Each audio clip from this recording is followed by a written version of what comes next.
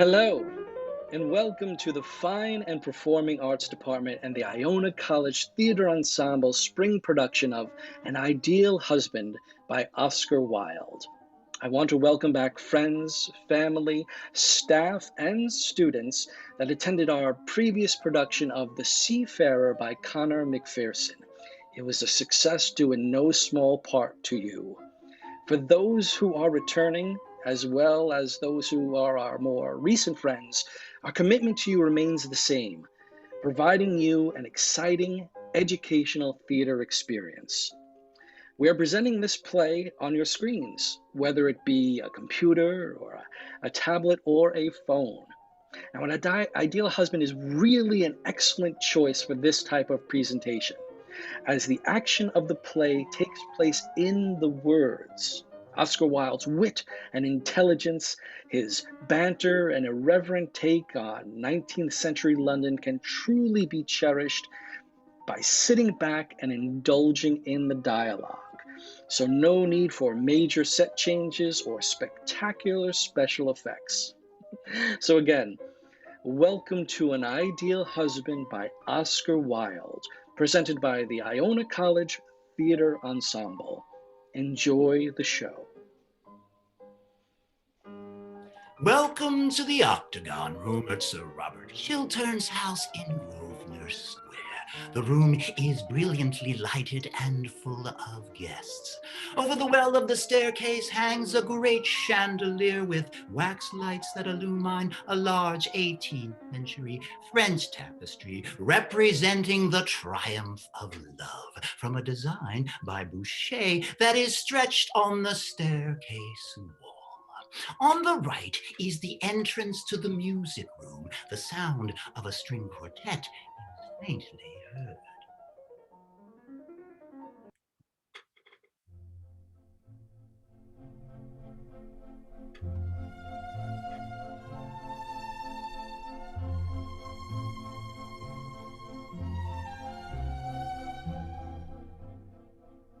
The entrance on the left leads to other reception rooms. Going on to potlucks tonight, Margaret? I suppose so. Are you? Yes, horribly tedious parties they give, don't they? Horribly tedious. Never know why I go. Never know why I go anywhere. I come here to be educated. Ah, I hate being educated. As do I. It puts one almost on a level with the commercial classes, doesn't it? But dear Gertrude Chiltern is always telling me how I should have some serious purpose in life. So I come here to try to find one. I don't see anybody here tonight that one could possibly call a serious purpose. The man who took me into dinner talked to me about his wife the whole time. How very trivial of him. Terribly trivial. What did you and men talk about? About myself. And were you interested? Not in the smallest degree. What martyrs we are, dear Margaret. And how well it becomes us, Olivia. Lord Caversham! Good evening, Lady Chiltern. Has my good-for-nothing young son been here? I don't think Lord Goring has arrived yet. Why do you call Lord Goring good for nothing? Because he leads such an idle life. How could you say such a thing? Why, he rides in the row at 10 o'clock in the morning, goes to the opera 3 times a week, changes his clothes at least 5 times a day, and dines out every night of the season. You don't call that leading an idle life, do you? You are a very charming young lady. How sweet of you to say that, Lord Caversham. Do come to us more often. You know, you're always home on Wednesdays, and you look so well with your star. Never go anywhere now. Sick of London society. I love London society. I think it is immensely improved. It is now entirely composed of brilliant lunatics and beautiful idiots, just what society should be. And which is Goring, beautiful idiot, or the other thing? Been obliged for the moment to put Lord Goring in a class quite by himself, but he is developing charmingly. Into what? I hope to let you know very soon, Lord Caversham. Lady Markby, Mrs. Cheverley! Good evening, dear Gertrude. So kind of you to let me bring my friend Mrs. Cheverley. 2 such charming women should know each other. I think Mrs. Cheverley and I have met before. I did not know she had married a second time. Ah, nowadays people marry as often as possible, don't they? It's become most fashionable. But have we really met before, Lady Chiltern? I can't remember where. I've been out of England for so long. We were at school together, Mrs. Cheverley. Indeed. I'd forgotten about my school days. I have a vague impression that they were detestable. I am not surprised. You know, I'm quite looking forward to meeting your clever husband, Lady Chiltern. Since he's been at the Foreign Office, he's been so much talked of in Vienna. They actually succeeded in spelling his name right in the newspapers. That in itself is fame on the continent. I hardly think there would be much in common between you and my husband, Mrs. Cheverley. Good evening, Lady Markby. I hope you've brought Sir John with you. Oh, I've brought a much more charming person than Sir John. Emperor, since he has taken an interest in politics, has become quite unbearable. Really, the House of Commons, since it's trying to become useful, actually does a great deal of harm. I hope not, Lady Markby. At any rate, we do our best to waste the public time, do we not? But tell me, who is this charming person you've been kind enough to bring to us? Her name is Mrs. Cheverley.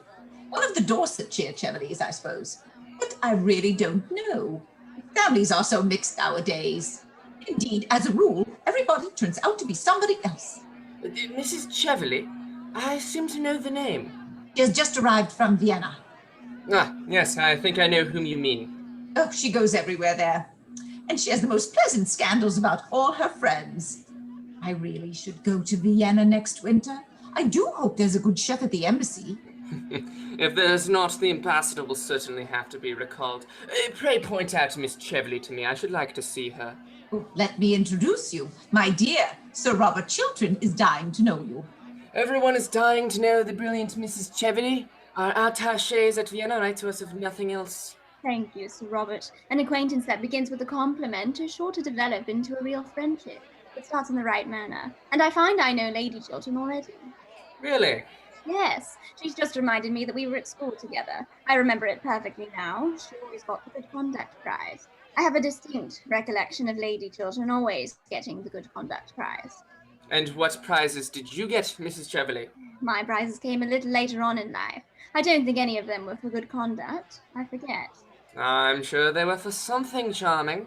Oh, I don't know that women are always rewarded for being charming. I think they're usually punished for it. Do sit down. And now tell me, what makes you leave your brilliant Vienna for our gloomy London? Or perhaps the question is indiscreet? Questions are never indiscreet. Answers sometimes are. May I at least know if it is for politics or pleasure? Politics are my only pleasure. You see, nowadays it is not fashionable to flirt till one is 40, or to be romantic till one is 45. So we women who are under 30, there we are, have nothing open to us but politics or philanthropy. And philanthropy seems to have become simply the refuge of people who wish to annoy their fellow creature. I prefer politics. I think they're much more becoming. A political life is a noble career. Sometimes. And sometimes it is a clever game, Sir Robert. And sometimes it is a great nuisance. Which do you find it? A combination of all three. Nope. Allow me. Okay. But you have not yet told me what makes you honor London so suddenly. Our season is almost over. Oh, I don't care about the London season. It's too matrimonial. People are either hunting for husbands or hiding from them. I wanted to meet you. Quite true. Do you know what a woman's curiosity is? Almost as great as a man's. I wanted immensely to meet you and to ask you to do something for me. I hope it is not a little thing, Mrs. Cheverley. I find that little things are so very difficult to do. No, I don't think it's quite a little thing. Ah, I'm so glad. Do tell me what it is. Later on. And now may I walk through your beautiful house? I hear your pictures are charming. Oh, Baron Arnheim. You remember the Baron? He used to tell me you had some wonderful burrows. Did you know Baron Arnheim well? Intimately. Did you? At one time. Wonderful man, wasn't he? Yes, he was very remarkable, in many ways. I often think it's such a pity he never wrote his memoirs. They would have been most interesting. Yes, he knew men and cities well, like the old Greek. Without the dreadful disadvantage of having a Penelope waiting at home for him. Lord Goring! Good evening, my dear Arthur. Mrs. Cheverley, allow me to introduce you to Lord Goring, the idlest man in London. I've met Lord Goring before. I did not think you would remember me, Mrs. Cheverly. My memory is under admirable control. And are you still a bachelor? I believe so. How very romantic. No, I'm not at all romantic. I'm not old enough. I leave romance to my seniors. May I ask, are you staying in London long? That depends partly on the weather, partly on the cooking, and partly on Sir Robert. You're not going to plunge us into a European war, I hope. There's no danger at present. You are very late. Did you miss me? Awfully. Then I am sorry I did not stay away longer. I like being missed. How very selfish of you. I am very selfish. You were always telling me of your bad qualities, Lord Goring. I've only told you of half of them as of yet, Miss Mabel. Are the others very bad? Quite dreadful. When I think of them at night, I go to sleep at once. Well, I delight in your bad qualities. I wouldn't have you part with anyone again. Well, how very nice of you to say so. But then you are always nice. By the way, I want to ask you a question, Miss Mabel. Who brought Mrs. Cheverly here? A woman in heliotrope who's just gone out of the room with your brother. Oh, I think Lady Markby brought her. Why do you ask? I haven't seen her in years, that's all. What an absurd reason. All reasons are absurd. What sort of woman is she? Oh, a genius in the daytime, beauty at night. Just like her already. Well, that shows your admirable good taste. Aren't you coming to the music room? Not if there is any music going on, Miss Mabel. The music is in German. You wouldn't understand it. Well, sir, what are you doing here? Wasting your life as usual? You should be in bed, sir. You keep too late hours. I heard of you the other night at Lady Rufford's dancing till 4 o'clock in the morning. A quarter to 4, Father. Can't make out how you stand London society. The thing has gone to the dogs. A lot of damn nobody's talking about nothing. Well, I like talking about nothing, Father. It is the only thing that I know anything about. You seem to me to be living entirely for pleasure. What else is there to live for, Father? Nothing ages like happiness. You are heartless, sir, very heartless. Well, I hope not, Father. Good evening, Lady Basildon. Mrs. Marchmont. Are you here? I had no idea you came to political parties. I adore political parties. They're the only place left to us where people don't talk politics. Huh. I delight in talking politics. I talk them all day long, but I can't bear listening to them. I don't know how these unfortunate men in the House stand these long debates. Well, by never listening. Really? Yes, of course. You see, it is a very dangerous thing to listen. If one listens, one may be convinced, and a man who allows himself to be convinced is a thoroughly unreasonable person. Huh. That accounts for so much in men I have never understood, and so much in women that their husbands never appreciate them. Poor husbands never appreciate anything in us. We have to go to others for that. Yes, always to others, have we not? And those are the views of the two ladies known to have the most admirable husbands in London. This is exactly what we can't stand. My Reginald is quite hopelessly faultless. He's unendurably so at times. I think of excitement in knowing him. How terrible! Really, the thing should be more widely known. Basildon is quite as bad. He's as domestic as if he were a bachelor. My poor Olivia. We have married perfect husbands, and we are well punished for it. I thought it should have been the husbands who were punished. Dear Neville, they're as happy as possible. And as for trusting us, it is tragic how much they trust us. Perfectly tragic. What comic, Lady Basildon? Certainly not comic, Lord Goring. How unkind of you to suggest such a thing. I'm afraid Lord Goring is in the camp of the enemy, as usual. I saw him talking to that Mrs. Cheverly when he came in. Handsome woman, Mrs. Cheverly. Please don't praise other women in our presence. You might wait for us to do that. I did wait. Well, we are not going to praise her. I hear she went to the opera on Monday night and told Tommy Rufford at supper that as far as she could see, London society was entirely made up of dowdies and dandies. She's quite right, too. The men are all dowdies and the women are all dandies, aren't they? Oh, do you really think that is what Mrs. Cheveley meant? Of course, and a perfectly sensible remark for Mrs. Cheveley to make, too. Why are you talking about Mrs. Cheveley? Everybody is talking about Mrs. Cheveley. Lord Goring says... What did you say, Lord Goring, about Mrs. Cheveley? Oh, I remember that she's a beauty in the daytime and a genius at night. I have a great desire for food, Lord Goring. Give me some supper. With pleasure, Miss Mabel. And are you going to any of our country houses before you leave England, Mrs. Cheveley? My stay in England really depends on you, Sir Robert. Seriously? Yes, quite seriously. I want to talk to you about a great political and financial scheme, about this Argentine Canal Company. What a tedious practical subject for you to talk about, Mrs. Cheveley. Oh, I like tedious practical subjects. What I don't like are tedious practical people. There's a wide difference. Besides, you are interested, I know, in international canal schemes. You were Lord Bradley's secretary, weren't you, when the government bought the Suez Canal shares? Yes, but the Suez Canal was a very great and splendid undertaking. It gave us our direct route to India. It had imperial value. It was necessary that we should have control. The Argentine Canal scheme is a commonplace stock exchange swindle. A speculation, Sir Robert. A brilliant, daring speculation. Believe me, Mrs. Cheveley, it is a swindle. Let us call things by their proper names. It makes matters simpler. We have all the information about it at the Foreign Office. In fact, I sent a special commission to inquire into the matter privately, and they report that works have hardly begun.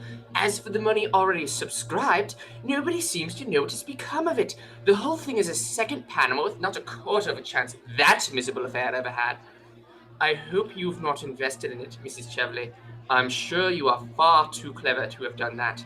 I've invested very largely in it. Who could advise you to have done such a foolish thing? Your old friend and mine.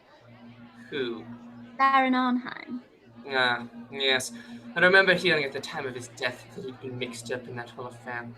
Well, I have no advice to give you, Mrs. Cheveley, except to interest yourself in something less dangerous.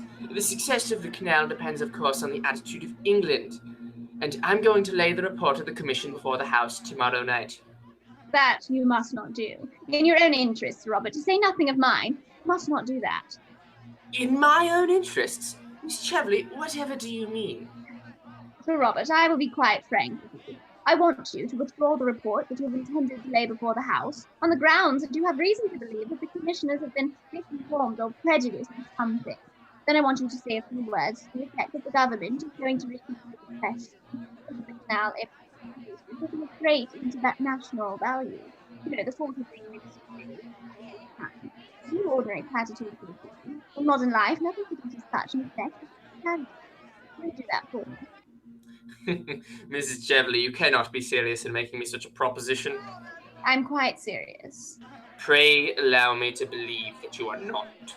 Ah, but I am. And if you do what I ask, I'll pay you very handsomely. Pay me? Yes. Miss Cheveley, I'm afraid I don't quite understand what you mean. How very disappointing. I've come all the way from Vienna so that you should thoroughly understand. I fear I don't. Sir Robert, you're a man of the world, and you have no price, I suppose. Everyone has nowadays. The drawback is that most people are so dreadfully expensive. I hope you'll be more reasonable in return. Mrs. Cheveley, if you allow me, I will call your carriage for you. It seems you have lived so long abroad, Mrs. Cheveley, that you're unable to understand that you're talking to an English gentleman. I realize that I'm talking to a man who laid the foundation of his fortune by selling to a stock exchange speculator a cabinet secret. What do you mean? I mean, I know the real origin of your wealth and career. And I've got your letter, too. What letter? The letter you wrote to Baron Arnheim when you were Lord Bradley's secretary, telling the Baron to buy Suez Canal shares. A letter written 3 days before the government announced its own purchase. It is not true. You thought the letter had been destroyed. How foolish of you. It is in my possession. The affair to which you allude was no more than a mere speculation. The House of Commons had not yet passed the bill. It might have been rejected. It was a swindle, Sir Robert. Let's call things by their proper names. It makes everything simpler. And now I'm going to sell you that letter, and the price I ask for it is your public support of the Argentine scheme. You made your fortune out of one canal. You must help me and my friends make our fortune out of another. It is infamous what you propose. Infamous! Oh no, it is the game of life, Sir Robert, as we all have to play it sooner or later. I cannot do what you ask of me. You mean you cannot help doing it? You know you're standing on the edge of a precipice, and it is not for you to make terms. It is for you to accept them. Supposing you refuse... What then? My dear Sir Robert, what then? You're ruined, that is all. Remember to what a point your Puritanism in England has brought you. In old days, no one pretended to be a bit better than one's neighbour. In fact, to be a bit better than one's neighbour was considered excessively vulgar and middle class. Nowadays, with our modern mania for morality, everyone must pose as a paragon of purity, incorruptibility, and all the other seven deadly virtues. And what is the result? You all go over like ninepins, one after the other. Not a year passes in England without somebody disappearing. Scandal used to lend charm, or at least interest to a man. Now they crush him. Yours is a very nasty scandal. I couldn't survive it. Supposing that it were known that as a young man, secretary to a great and important minister, you sold a cabinet secret for a large sum of money, and that was the origin of your wealth and career, you'd be hounded out of public life. You'd disappear completely. After all, Sir Robert, why should you sacrifice your entire future rather than deal diplomatically with your enemy? At the moment, I am your enemy, I admit, and I'm much stronger than you are. The big battalions are on my side. You have a splendid position, but it is your splendid position that makes you so vulnerable. You can't defend it, and I am an attack. Of course, I have not talked morality to you. You must admit in fairness that I spared you that. Years ago, you did a clever, unscrupulous thing. It turned out a great success. You owe it your fortune and your position. And now, you've got to pay for it. Sooner or later, we all have to pay for what we do. You have to pay now. Before I leave tonight, you've got to promise me to suppress your report and speak in the House in favour of the scheme. What you ask is impossible. Then you must make it possible. You are going to make it possible. Sir Robert, you know what your English newspapers are like. Suppose that when I leave this house, I drive down to some newspaper office and hand them this scandal and the proof of it. Think of their loathsome joy, of the delight they'll have in dragging you down, of the mud and mire they'll plunge you in. Think of the hypocrite with his greasy smile, penning the leading article and arranging the foulness of the public placard. Stop! You want me to withdraw the report and make a short speech claiming I believe there are possibilities in the scheme? Those are my terms. I will give you any sum of money you want. Even you are not rich enough, Sir Robert, to buy back your past. No man is. I will not do what you ask. I will not. You have to. If you don't... Wait a moment. What did you propose? You said you would give me back my letter, didn't you? That is agreed. I will be in the ladies' gallery tomorrow night at 11:30. If by that time, and you will have had heaps of opportunity, you've made your announcement in the House in the terms I wish, I shall hand you back your letter with the prettiest thanks and the best, or at any rate, most suitable compliment I can think of. I intend to play quite fairly with you. One should always play fairly when one has the winning cards. The Baron taught me that, amongst other things. You must give me time to consider your proposal. No, you must settle now. Give me a week, 3 days. Impossible. I've got to telegraph to Vienna tonight. Oh my God, what have you brought into my life? Circumstances. Don't go. I consent. The report shall be withdrawn. I will arrange for the question to be put on me on the subject. Thank you. I knew we should come to an amicable agreement. I understood your nature from the first. I analysed you, though you did not adore me. And now, Sir Robert, you may fetch my carriage for me. I see people coming up from supper, and Englishmen always get romantic after a meal, and that bores me dreadfully. Dear Mrs. Cheveley, I do hope you enjoyed yourself. Sir Robert is very entertaining, is he not? Most entertaining. I've enjoyed my talk with him immensely. He has had a brilliant and interesting career, and he has married a most admirable wife. Lady Chiltern is a woman of the highest principles, I am happy to say. I'm a little too old now myself to trouble about setting a good example, but I always admire people who do. And Lady Chiltern has a very ennobling effect on life, though her dinner parties are rather dull sometimes. But one can't have everything, can one? And now I must go, dear. Shall I call on you tomorrow? Thanks. We can have a drive in the park after 5. Everything is so fresh in the park now. Except the people. Perhaps the people are a little jaded. I have often observed that the season, as it goes on, produces a kind of softening of the brain. However, anything is better than high intellectual pressure. That is the most unbecoming thing there is. It makes the noses of the young girls seem particularly large. And there's nothing so difficult to marry as a large nose. Men don't like them. Good night, dear. Good night, Gertrude. What a charming house you have, Lady Chiltern. I've spent a delightful evening. It has been so interesting getting to know your husband. Why did you wish to meet my husband, Mrs. Cheverley? Oh, I will tell you. I wanted to talk to him about this Argentine scheme of which I dare say you've heard. I found him most susceptible to reason. I mean, a rare thing in a man. I converted him in 10 minutes. He's going to make a speech in the House tomorrow night in favour of the idea. We must go to the Ladies' Gallery and hear him. It'll be a great occasion. There must be some mistake. That scheme could never have my husband's support. Oh, I assure you, it's all settled. I don't regret my tedious journey from Vienna now. It has been a great success. But of course, for the next 24 hours, the whole thing is a dead secret. A secret? Between whom? Between your husband and myself.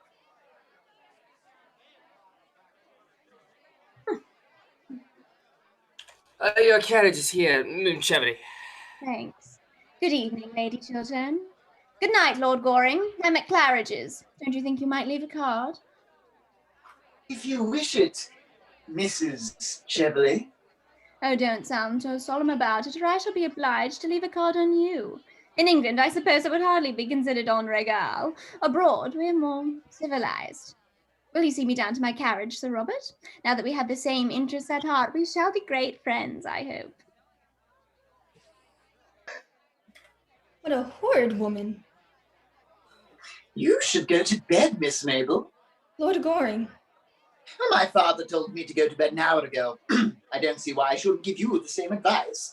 I always pass on good advice. Does he have anything to do with it? It is never of any use to oneself. Lord Goring, you are always ordering me out of the room. I think it is most courageous of you, especially as I am not going to bed for hours. You can come sit down if you'd like and talk about anything in the world, except the Royal Academy, Mrs. Cheverley, or novels in Scotch dialect. They are not improving subjects. What's this? Someone's dropped a diamond brooch. It's quite beautiful, isn't it? I wish I could. Gertrude never lets me wear anything except pearls. And I'm thoroughly sick of pearls. They make one look so good and so plain, so intellectual. I wonder whom the brooch belongs to. I wonder who dropped it. It is beautiful. It is a handsome bracelet. It isn't a bracelet, it's a brooch. It can be used as a bracelet. What are you doing? I'm going to make a rather strange request of you, Miss Mabel. Oh, do pray, I've been waiting for it all evening. Don't mention it to anybody that I've taken charge of this brooch. Should anyone write and claim it, let me know at once. That is a strange request. Well, you see, I gave that brooch to somebody once, years ago. You did? Yes. Then I shall certainly bid you a good night. Good night, Gertrude. Good night, dear. You saw whom Lady Markby brought here tonight? Yes. It was an unpleasant surprise. What did she come here for? Apparently to try and lure Robert to uphold some fraudulent scheme in which she's interested. The Argentine Canal, in fact. Oh, she has mistaken her man, hasn't she? Oh, she is incapable of understanding an upright nature like my husband's. Yes, I fancy she should come to grief if she tried to get Robert into her toils. It's extraordinary what astounding mistakes such clever women make. Oh, I don't call women of that kind clever. I call them stupid. Same thing, often. Good night, Lady Chiltern. Good night. My dear Arthur, you're not going. Do stop a little. I'm afraid I can't, thanks. I promised to look in at the Heartlocks. I believe they have a Mauve Hungarian band playing Mauve Hungarian music. See you soon. Goodbye. How beautiful you look tonight, Gertrude. Robert, it is not true, is it? You're not going to lend your support to this Argentine speculation. You couldn't. Who told you I intended to do so? That woman who has just gone out, Mrs. Cheverly, as she calls herself now, she seemed to taunt me with it. Robert, I know this woman. You don't. She was untruthful, dishonest, an evil influence on anyone whose trust or friendship she could win. I hated, I despised her. She stole things. She was a thief. She was sent away for being a thief. Why do you let her influence you? Gertrude, what you tell me may be true, but it is best forgotten. It was many years ago. Mrs. Cheverly may have changed since then. Nobody should be judged entirely by their pasts. One's past is what one is. It is the only way by which a person should be judged. That is a hard saying, Gertrude. It is a true saying, Robert. And what did you mean by boasting that he had got you to lend your support, your name, to a thing I have heard you describe as the most dishonest and fraudulent scheme there has ever been in political life? I made a mistake. I was mistaken in the view I took. We may all make mistakes. But you told me yesterday that you'd received the report from the commission and that it entirely condemned the whole thing. I have reasons to believe now that the commission was misinformed or prejudiced. At any rate, Gertrude, public and private lives are different things. They move in different lines and they have different laws. They should both represent man at his highest. I see no difference between the two. In the present case, I have changed my mind. That is all. All? Yes. Robert! Oh, is it horrible that I should have to ask you such a question? Robert, are you telling me the whole truth? Why do you ask me such a question? Why do you not answer it? Gertrude, truth is a very complex thing, and politics a very complex business. There's wheels within wheels. One may be under certain obligations to other people that one must pay. Sooner or later in political life, one must compromise. Everybody does it. Compromise? Robert, why do you talk so differently tonight from the way I have always heard you talk? Why are you changed? I am not changed, but circumstances alter things. Circumstances should never alter principles. But if I told you... What? That it was necessary, vitally necessary. It can never be necessary to do what is not honorable. Or if it be necessary, then what is it that I have loved? But it is not, Robert. Tell me it is not. Why should it be? What gain would you get? Money? We have no need of that. And money that comes from a tainted source is a degradation. Power? But power is nothing in itself. It is the power to do good that is fine, that and that only. What is it then, Robert? Tell me, why are you going to do this dishonorable thing? Gertrude, you have no right to use that word. I told you it was a question of rational compromise. It is no more than that. Robert, that is all very well for other men, for men who treat life simply as a sordid speculation, but not for you, Robert. Not for you. You are different. All your life you have stood apart from the others. You have never let the world soil you. To the world, as to myself, you have been an ideal always. Oh, be that ideal still. That great inheritance, throw not away, that tower of ivory, do not destroy. Robert, men can love what is beneath them, things unworthy, stained, dishonored. We women worship when we love. And when we lose our worship, we lose everything. Oh, don't kill my love for you. Don't kill that. Gertrude. Now, I know that there are men with horrible secrets in their lives, men who have done some shameful thing and who in some critical moment must pay for it by doing another act of shame. Oh, don't tell me you are such as they are. Robert, is there in your life any secret dishonor or disgrace? Tell me at once that... That what? That our lives may drift apart.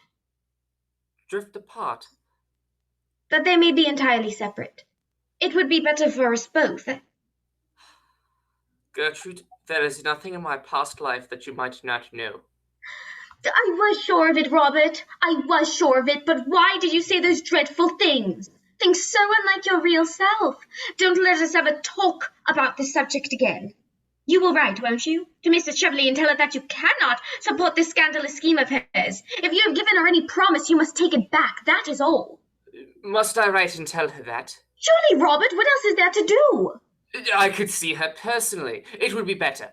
You must never see her again, Robert. She is not a woman you should ever speak to. She is not worthy to talk to a man like you. No, you must write to her at once, now, this moment, and let your letter show her that your decision is quite irrevocable.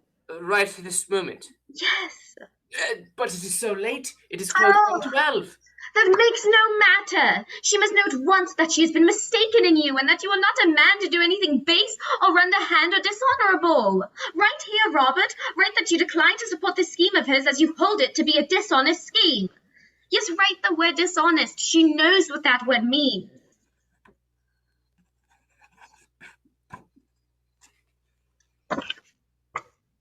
Yes, that will do. And now the envelope.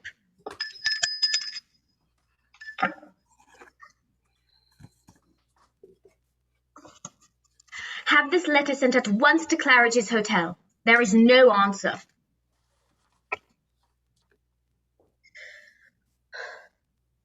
Robert, love gives one an instinct to things. I feel tonight as if I have saved you from something that might have been a danger to you, from something that might have made men honor you less than they do.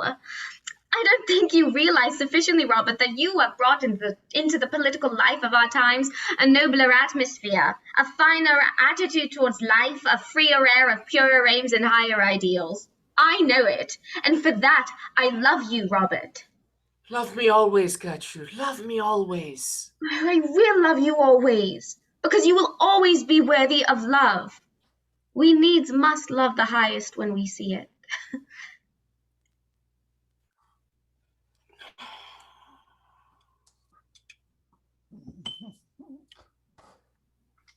Put out the lights, Mason. Put out the lights.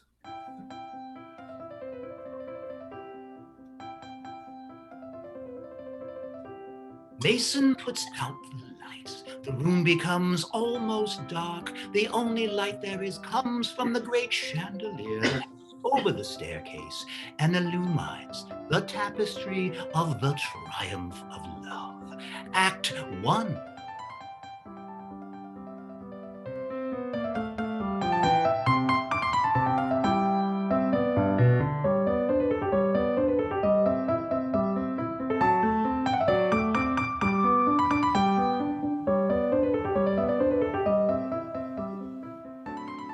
Act 2, morning room at Sir Robert Chiltern's house.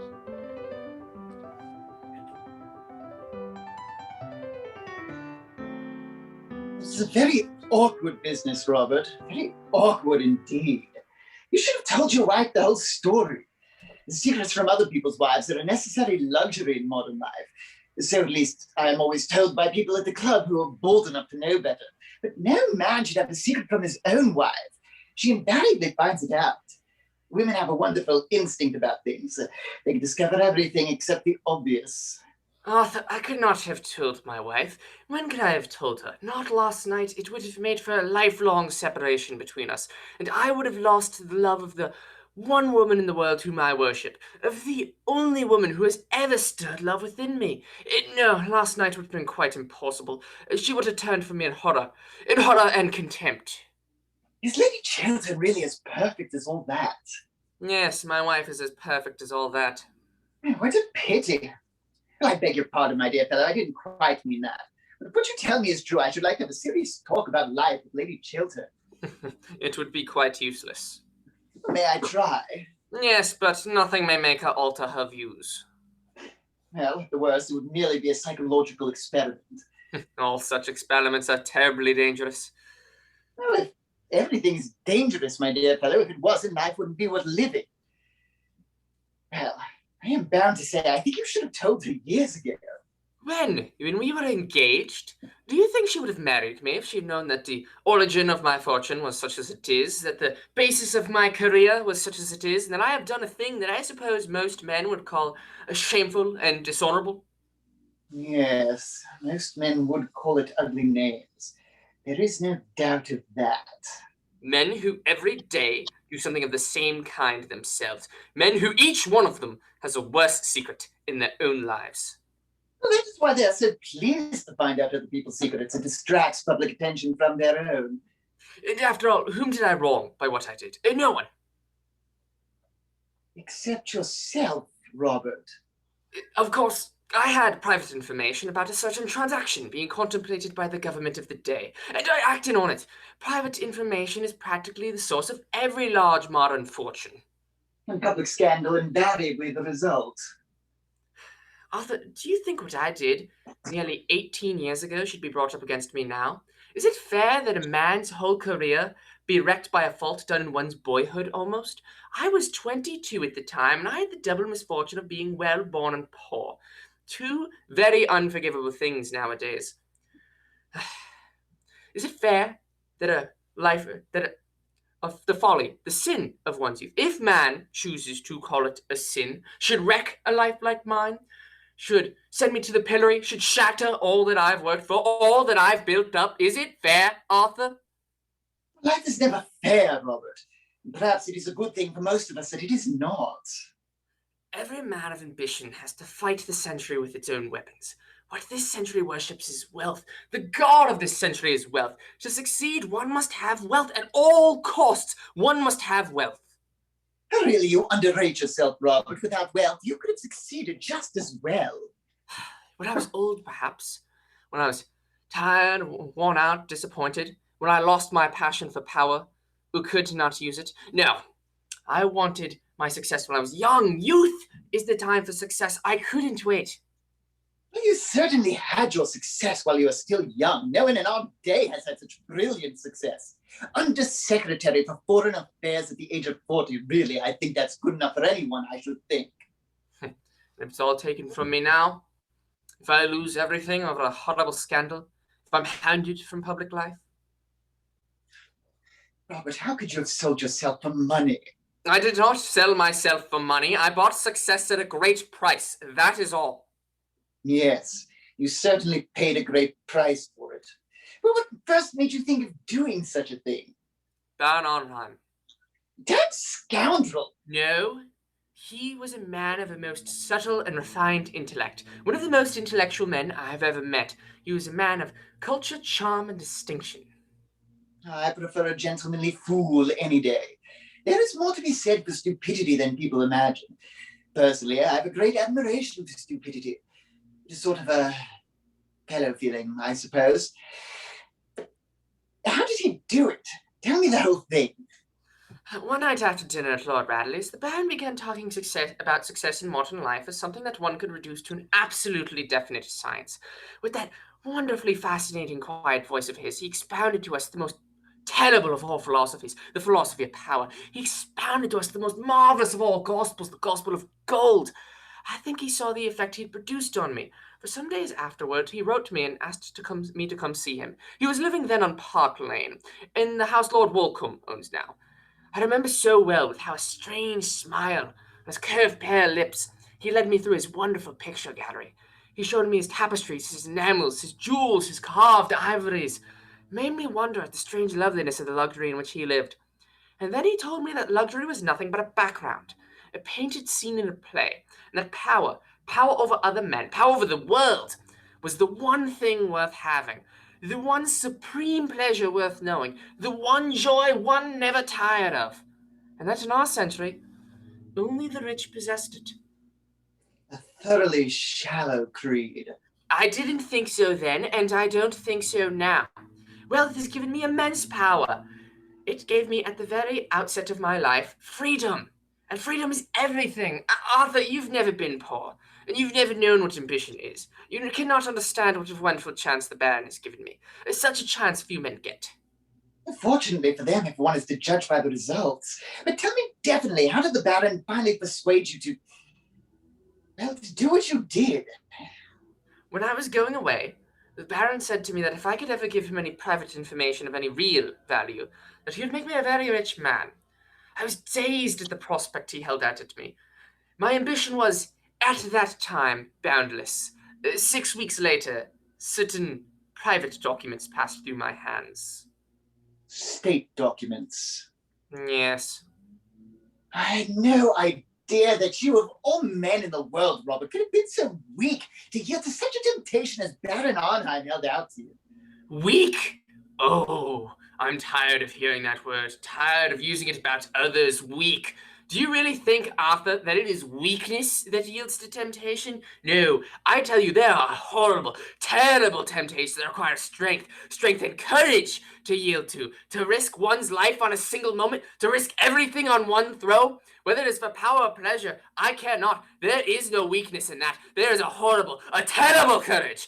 I had that courage. I sat down that same afternoon and wrote the letter that woman now holds. The Baron made $750,000 over that transaction. And you? I received from the Baron £110,000. You were worth more, Robert. No, that money gave me exactly what I wanted. I went into the house immediately. The Baron advised me on finance from time to time. Before 5 years, I'd nearly trebled my fortune. In all things connected with money, I'd luck so extraordinary that it made me almost afraid. I remember reading somewhere in some strange book that when the gods wish to punish us, they answer our prayers. Tell me, Robert, did you never suffer any regret for what you had done? No, I thought I'd fought the century with its own weapons. And won. You thought you had won? I thought so. Arthur, do you despise me for what I've told you? I'm very sorry for you, Robert. Very sorry indeed. I won't say I suffered any remorse. I didn't. Not remorse in the rather silly, ordinary sense of the word. But I've paid conscious money many times. I had this wild hope that I might disarm destiny. The sum Baron Arnheim gave me, I've paid twice over in public charities since then. In public charities? Dear me, Robert, what a lot of harm you must have done. Oh, don't say that, Arthur. Don't talk like that. Oh, never mind what I say. I'm always saying what I shouldn't say. In fact, I usually say what I really mean. Great mistake nowadays. Makes one so liable to be misunderstood. As regards this dreadful business, I will help you in whatever way I can. Of course you know that. Thank you, Arthur, thank you. But what is to be done? What can be done? Well, the English can't stand a man who is always saying he's in the right. But they are very fond of a man who can admit that he's been in the wrong. It is one of the best things in them. However, in your case, Robert, a confession would not do. The money, if you will allow me to say so, is awkward. Besides, if you did make a clean breast of the whole affair, you would never be able to talk morality again. And in England, a man who can't talk morality twice a week to a large, popular, immoral audience is quite over as a serious politician. There'd be nothing left for him as a profession except for botany or the church. You know, a confession would be of no use. It would ruin you. It would ruin me, Arthur. The only thing left to do now is to fight the thing out. I was waiting for you to say that. It is the only thing to do now, and you must begin by telling your wife the whole story. That I will not do. Robert, believe me, you are wrong. I couldn't do it. It would kill her love for me. And now, this Mrs. Cheverley, how can I defend myself against her? You knew her before, apparently. Yes. Did you know her well? So little that I got engaged to be married to her once when I was staying at the Tenbys. The affair lasted 3 days. Nearly. Why was it broken off? Oh, I forget. At least it makes no matter. By the way, if you tried her with money, she used to be confoundedly fond of money. I offered her any sum of money she wanted. She refused. Well, the marvelous gospel of gold breaks down sometimes. The rich can't do everything after all. I suppose you're right, Arthur. Not everything. I feel that public disgrace is in store for me. I feel sure of it. I've never known what terror was before. I know it now. As if a hand of ice has laid itself upon one's heart. As if one's heart was beating itself to death in some empty hollow. Oh, you must fight her, Robert. You must fight her. But how? I can't tell you how. At present, I have the smallest idea. But everyone has some weak point. There is some flaw in each one of us. My father tells me that even I have faults. Perhaps I have, I don't know. In defending myself against Mrs. Cheverley, I have a right to use any weapon I can find, have I not? Well, in your position, I don't think I should have the smallest scruple in doing so. She is thoroughly well able to take care of herself. I shall send a cipher telegram to the embassy at Vienna to inquire if there is anything known against her. There may be some secret scandal that she's afraid of. Oh, I fancy Mrs. Cheveley is one of those very modern women of our day who find a new scandal is becoming as a new bonnet, and have them both in the park every afternoon at 5:30. I'm sure that she adores scandals, and the very sorrow of her life at present is that she can't manage to have enough of them. Why do you say that? Well, she wore far too much rouge last night and not nearly enough clothes. That is a sign of despair in any woman. But it is worthwhile my wiring to Vienna, is it not? It is always worthwhile to ask a question. It is not always worthwhile to answer one. Is Mr. Trafford in his room? Yes, Sir Robert? Tell him to send off this cipher telegram at once. There must not be a moment's delay. Yes, Sir Robert. Give that back to me for a moment. She must have had some curious hold over the Baron. I wonder what it was. I wonder. Well, I'll fight it to the death, as long as my wife knows nothing. I'll fight in any case, Oh, if my wife found out, there would be little left to fight for. Well, as soon as I hear back from Vienna, I will let you know the result. It is a chance, just a chance, but I believe in it. And as I have fought the century with its own weapons, I will fight her with her own weapons. And she does look like a woman with a past, doesn't she? Most pretty women do. But there is a fashion in pasts as there is a fashion in frocks.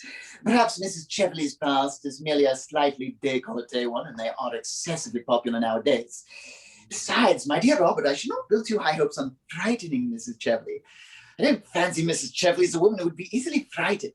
She has survived all her creditors, and she shows a wonderful presence of mind. Oh, I live on hopes now. I clutch at every chance. I feel like a man on a ship that is sinking. The very water is around my feet, and the very air is bitter with storm. Hush! I think I hear my wife's voice. Good afternoon, Lord Goring. Good afternoon, Lady Chiltern. Have you been in the park? No, I've just come from the Women's Liberal Association, where, by the way, Robert, your name was received with loud applause. And now I have come in to have my tea. You will wait and have some tea, won't you? Wait a short while, thanks. I will be back in a moment. I'm only going to take my hat off. Oh, please don't. It is so pretty. One of the prettiest hats I ever saw. I hope the Women's Liberal Association received it with loud applause. We have much more important work to do than look at each other's bonnets, Lord Goring. Really? What sort of work? Oh, dull, useful, delightful things. Factory Acts, female inspectors, the 8 Hours Bill, the parliamentary franchise, everything, in fact, that you would find thoroughly uninteresting. Never bonnets. Oh, never bonnets. Never. You have been a thoroughly good friend to me, Arthur. A thoroughly good friend. I'm not sure that I've been able to do much for you as yet, Robert. In fact, I haven't been able to do anything for you as far as I can see. I'm thoroughly disappointed in myself. You have enabled me to tell you the truth. That is something. The truth has always stifled me. Ah, the truth is a thing I get rid of as soon as possible.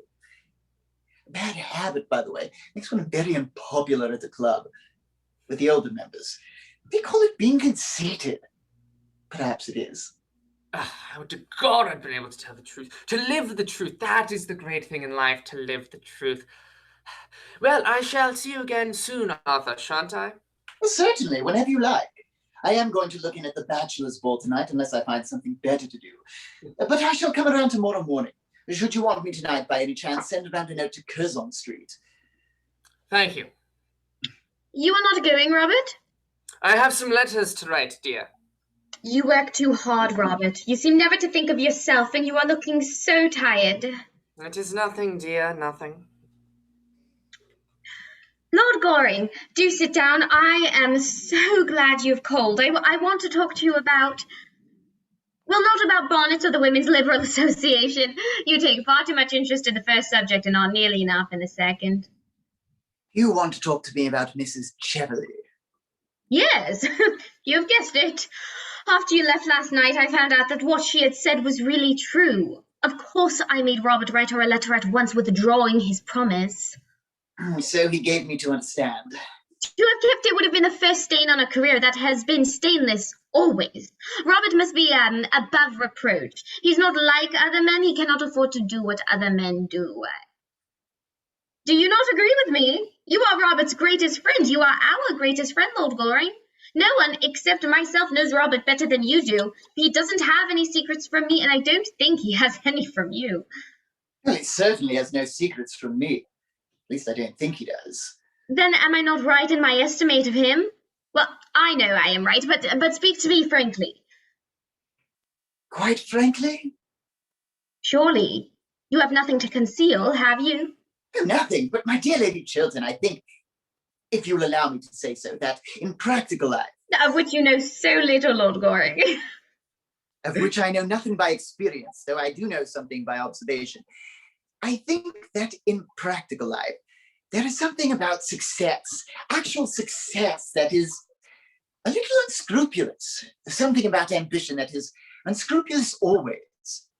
When a man has set his heart and soul on getting to a certain point, if he has to climb the crag, he climbs the crag. If he has to walk in the mire... Well, he walks in the mire. Of course, I'm only talking generally about life. I hope so. Why do you look at me so strangely, Lord Goring? Oh, my dear Lady Chiltern, I sometimes think that perhaps you're a little hard in some of your views on life. I sometimes think that often you don't make sufficient allowances. In every nature there are elements of weakness, or worse than weakness. Supposing, for instance, that any public man, my father, or Lord Merton, or Robert, say, had years ago written some foolish letter to someone. What do you mean by a foolish letter? A letter gravely compromising one's position. I am only putting an imaginary case. Robert is as incapable of doing a foolish thing as he is as doing the wrong thing. Nobody is incapable of doing a foolish thing. Nobody is incapable of doing a wrong thing. Are you a pessimist? What will all the other dandies say? They will all have to go into mourning. No, Lady Chiltern, I am not a pessimist. Indeed, I am not sure I know what that word quite really means. All I do know is that life cannot be understood without much charity, cannot be lived without much charity. It is love and not German philosophy that is the true explanation of this world, whatever may be the explanation of the next. And if you are ever in any trouble, Lady Chiltern, come to me for my assistance, and you shall have it. If you want me, come to me at once. Lord Goring, you are talking quite seriously. I don't think I've ever heard you talk seriously before. I beg your pardon, Lady Chiltern. It won't occur again, if I can help it. But I like you to be serious. Dear Gertrude, don't say such a thing to Lord Goring. Seriousness would be most unbecoming to him. Good afternoon, Lord Goring. Pray be as trivial as you can. Well, I would like to, Miss Mabel, but I'm afraid I am a little out of practice this morning. Besides, I do have to be going now. Just when I have to come in. What dreadful manners you have. I'm sure you're very badly brought up. I was. Wish I had brought you up. Well, I'm so sorry that you didn't. It is too late now, I suppose. Not so sure. Will you ride tomorrow morning? Yes, at 10. Don't forget. Well, of course I shan't. By the way, Lady Chiltern, there is no list of your guests in the Morning Post of today. It's apparently been crowded out by the County Council or the Lambeth Conference or something equally as boring. Could you let me have a list? I have a particular reason for asking. I am sure Mr. Trafford will be able to give you one. Thanks so much. Tommy Trafford is the most useful person in London. And who is the most ornamental? I am. How clever of you to have guessed it. Goodbye, Lady Chiltern. You will remember what I said to you, won't you? Yes, but I don't know why you said it to me. And I hardly know myself. Goodbye, Miss Mabel. I wish you were not going. I've had 4 wonderful adventures this morning. 4.5, in fact. You might stop and listen to some of them. Well, how very selfish of you to have had 4.5. There won't be any left for me. I don't want you to have any. They would not be good for you. That is the first unkind thing you have ever said to me. How charmingly you said it. 10 tomorrow. Sharp. Quite sharp. Don't bring Mr. Trafford. Of course I shan't bring Tommy Trafford. Tommy Trafford is in great disgrace. I am delighted to hear it. I wish you would speak, Gertrude, I wish you would speak to Tommy Trafford. What has poor Mr. Trafford done this time? Robert says he's the best secretary he has ever had. Well, Tommy has proposed to me again. Tommy really does nothing but propose to me.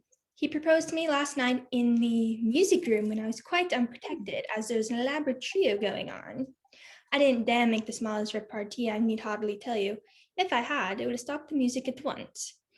Musical people are so absurdly unreasonable. They always want one to be perfectly dumb at the very moment one is longing to be absolutely deaf.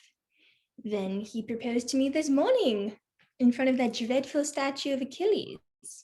Really, the things that go on in front of that work of art are quite appalling. The police should interfere. At luncheon, I saw by the glare in his eye that he was going to propose again, and I managed just to check him in time by showing him that I was a bimetallist. Fortunately, I don't know what bimetallism means, and I don't believe anybody else does either.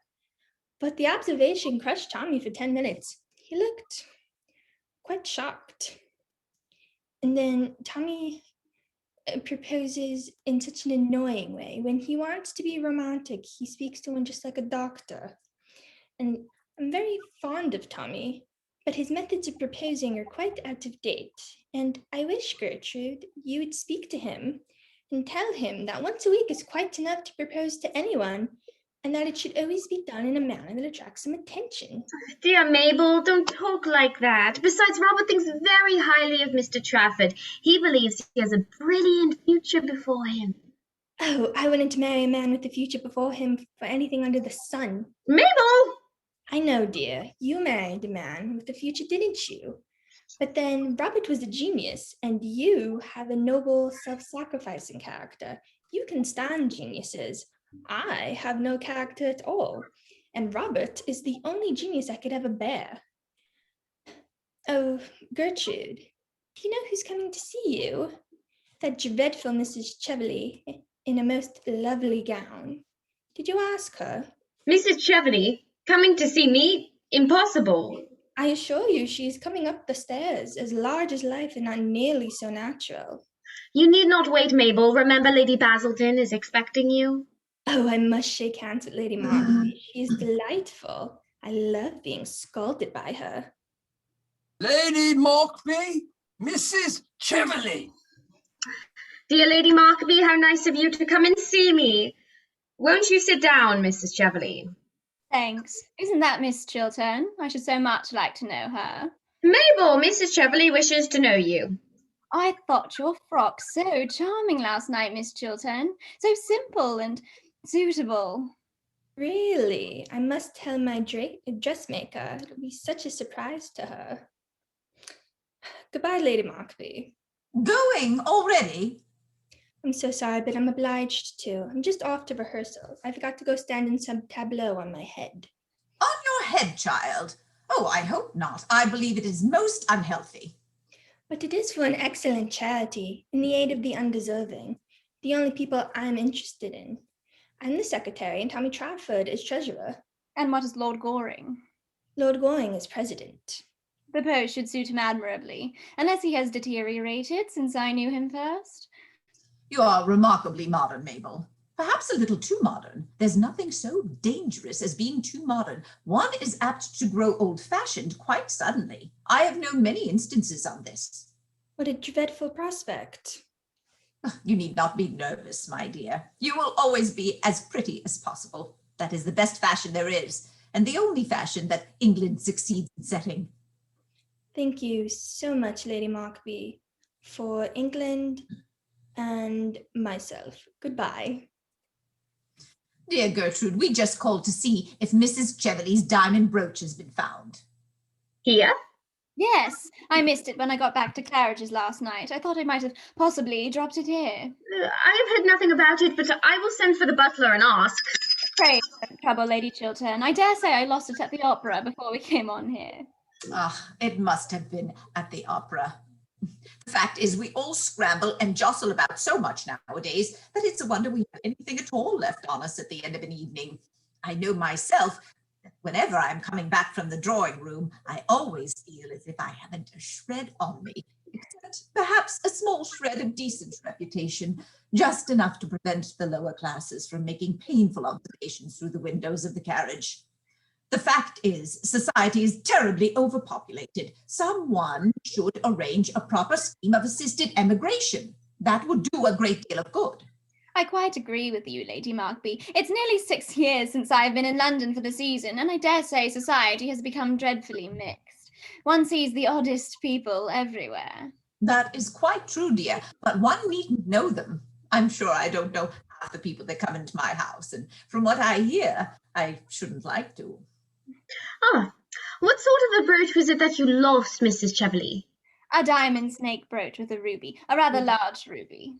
I thought you said it had a sapphire on the head, dear. No, Lady Markby, a ruby. And very becoming, I'm quite sure. Has a ruby and diamond brooch been found in any of the rooms this morning, Mason? No, my lady.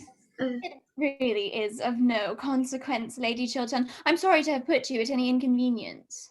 Oh, it has been no inconvenience. That will do, Mason. You may bring tea. Well, I must say it is most annoying to lose anything. Years ago at Bath, losing in the pump room an exceedingly handsome cameo bracelet that Sir John had given me.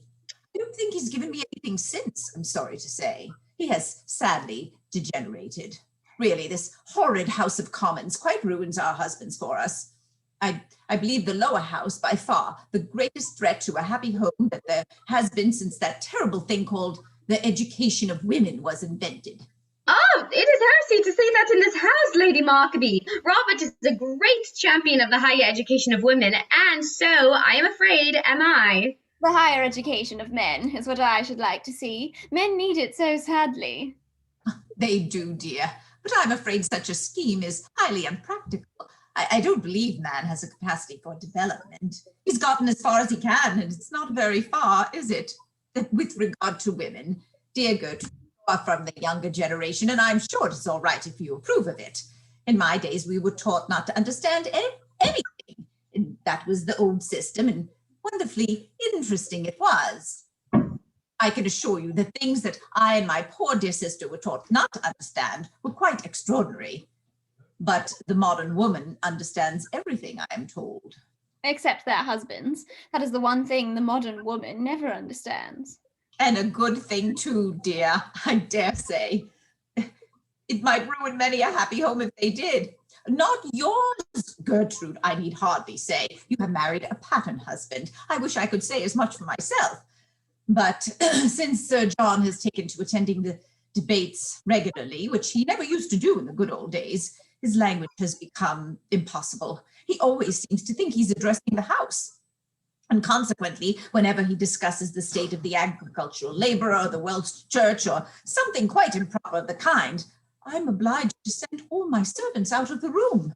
It is not pleasant to see one's own butler, who has been with one for over 23 years, actually blushing at the sideboard, and the footmen making contortions in corners like persons in circuses. I can assure you my life will be quite ruined unless they send John at once to the upper house. He won't have any interest in politics then, will he? The House of Lords is so sensible, an assembly of gentlemen. But in his current state, Sir John is really a great trial. Why, just this morning, before breakfast was half over, he stood on the hearthrug, put both hands in his pockets, and appealed to the country at the top of his voice. I had to leave the table. As soon as I had my second cup of tea, I need hardly say. But his violent language could be heard all over the house. I trust, Gertrude, that Sir Robert is not like that. Oh, but I am very much interested in politics, Lady Markby. I love to hear Robert speak about them. Well, I hope he is not as devoted to blue books as Sir John is. I don't think they can be quite improving reading for anyone. I've never read a blue book. I prefer books in yellow covers. Yellow is a gayer color, is it not? I used to wear a great deal of yellow in my early days, and would do so now if Sir John was not so painfully personal in his observations. And a man on the question of dress is always ridiculous, is he not? Oh no, I think men are the only authorities on dress. Really? One wouldn't say so from the sort of hats they wear, would one? May I give you some tea, Mrs. Cheveley? Thanks. Some tea, Lady Markaby. No, thanks, dear. And now, Gertrude, if you will allow me, I will leave Mrs. Cheveley in your charge and call back for her in 1/4 hour. Good night, dear Gertrude. Shall I see you at Lady Bonnard's tonight? She has discovered a wonderful new genius. He does absolutely nothing at all. That is a great comfort, is it not? Robert and I are dining at home by ourselves tonight, and I don't think I shall go anywhere afterwards. Robert, of course, will have to be in the house, but there is nothing interesting going on. Dining at home? By yourselves?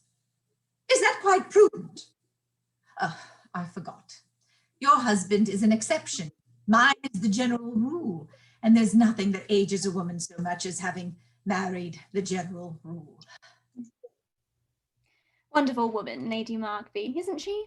Talks more and says less than anybody I've ever met. She's made to be a public speaker, much more so than her husband, though he is a typical English gentleman, always dull and usually violent. Mrs. Cheveley, I think it is right to tell you quite frankly that had I known who you really were, I should not have invited you to my house last night. Really? I could not have done so. I see after all these years you've not changed a bit, Gertrude. I never change. Then life has taught you nothing. It has taught me that a person who has once been guilty of a dishonest and dishonorable action may be guilty of it a second time and should be shunned. Would you apply that rule to everyone? Yes, to everyone without exception.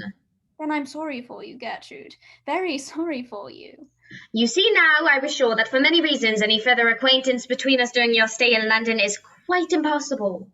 Do you know, I don't mind you talking morality a bit, Gertrude. Morality is simply the attitude we adopt towards people whom we personally dislike. You dislike me, I'm quite aware of that, and I've always detested you, and yet I come here to do you a service. Like the service you wished to render my husband last night, I suppose? Thank heaven I saved him from that. It was you who made him write that insolent letter to me. It was you who made him break his promise. Yes. Then you must make him keep it.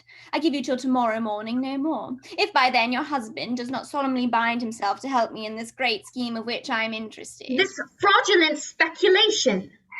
Call it what you choose. I hold your husband in the hollow of my hand, and if you're wise, you'll make him do what I tell him. You are impertinent. What has my husband to do with you, with a woman like you? In this world, like meets with like. It is because your husband himself is fraudulent and dishonest that we pair so well together. Between you and him there are chasms. He and I are closer than friends. We're enemies linked together. The same sin binds us. How dare you class my husband with yourself? How dare you threaten him or me? Leave my house. You are unfit to enter it. Your house? A house bought with the price of dishonor. A house everything in which has been paid for by fraud. Ask him what the origin of his fortune is. Get him to tell you how he sold to a stockbroker a cabinet secret. Learn from him to what you owe your position. It is not true.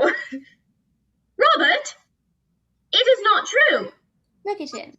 Can he deny it? Does he dare to? Go. You have done your worst now. My worst?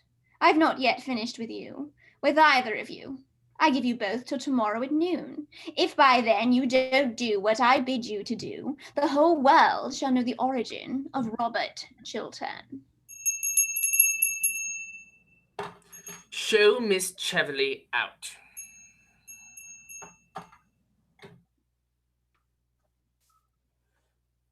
You sold a cabinet secret for money. You began your life with fraud. You built your career on dishonor. Oh, tell me it is not true. Lie to me. Lie to me. Tell me it is not true. Gertrude, what this woman told you is true, but listen to me. You don't know how I was tempted. Let me tell you the whole thing. Don't come near me. Don't touch me. I feel as if you've soiled me forever. And what a mask you have been wearing all these years. A horrible, painted mask. You sold yourself for money. To a common thief were better. You put yourself up to sale to the highest bidder. You were bought in the market. You lied to the whole world, and yet you will not lie to me. Gertrude. Gertrude. No, don't speak. Say nothing. Your voice wakes terrible memories. Memories of things that made me love you. Memories of words that made me love you. Memories that are now horrible to me. And how I worshipped you. You were to me something apart from common life, something pure, noble, without stain. The world seemed to me finer because you were in it, and goodness more real because you lived. And oh, when I think that I made of a man like you my ideal, the ideal of my life. That was your mistake. That was your error. The error all women commit. Why can't you women love us faults and all? Why must you place us on monstrous pedestals? We all feet of clay, women as well as men. But when we men love women, we love them knowing their follies, their imperfections, love them all the more for it. It may be for that reason that it is not the perfect, but the imperfect that have need of love. It is when we are wounded by our own hands, or by the hands of others, that love should come cure us. Else what use is love at all? All sin, except sin against itself, love should forgive. All lives, save loveless lives, love should pardon. A man's love is like that. It is larger, wider, more human than a woman's. What women think they are making ideals of men. What they are making are false idols merely. You made your false idol of me, and I had not the strength to come down, show you my wounds, tell you my weaknesses. I was afraid that I would lose your love, as I have lost it now. And so, last night, you ruined my life for me. Yes, ruined it. What that woman asked of me was nothing compared to what she offered me. She offered peace, stability, security. The sin of my youth, which I thought was buried, rose up in front of me, hideous, horrible, its hands at my throat. I could have killed it forever, sent it back to the tomb, destroyed its record, burned the one witness against me. You prevented me, only you know it. And now what is there before me but public disgrace, ruin, shame, the mockery of the world, a lonely dishonored life, a lonely dishonored death, someday maybe. Let women make no more ideals of men. Let them not place them on altars and bow before them, or they may ruin other lives as thoroughly as you whom I have loved so wildly, have ruined mine.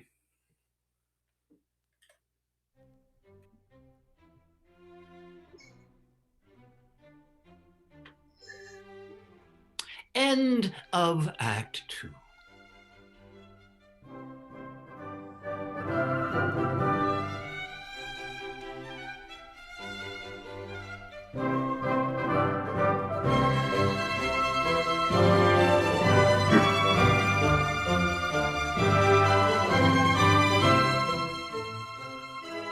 Act 3, the library in Lord Wolvering's house. An atom. On the right is the door leading into the hall. On the left, the door of the stocking. A pair of folding doors at the back open into the drawing.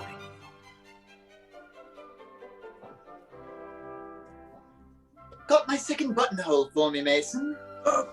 Yes, my lord.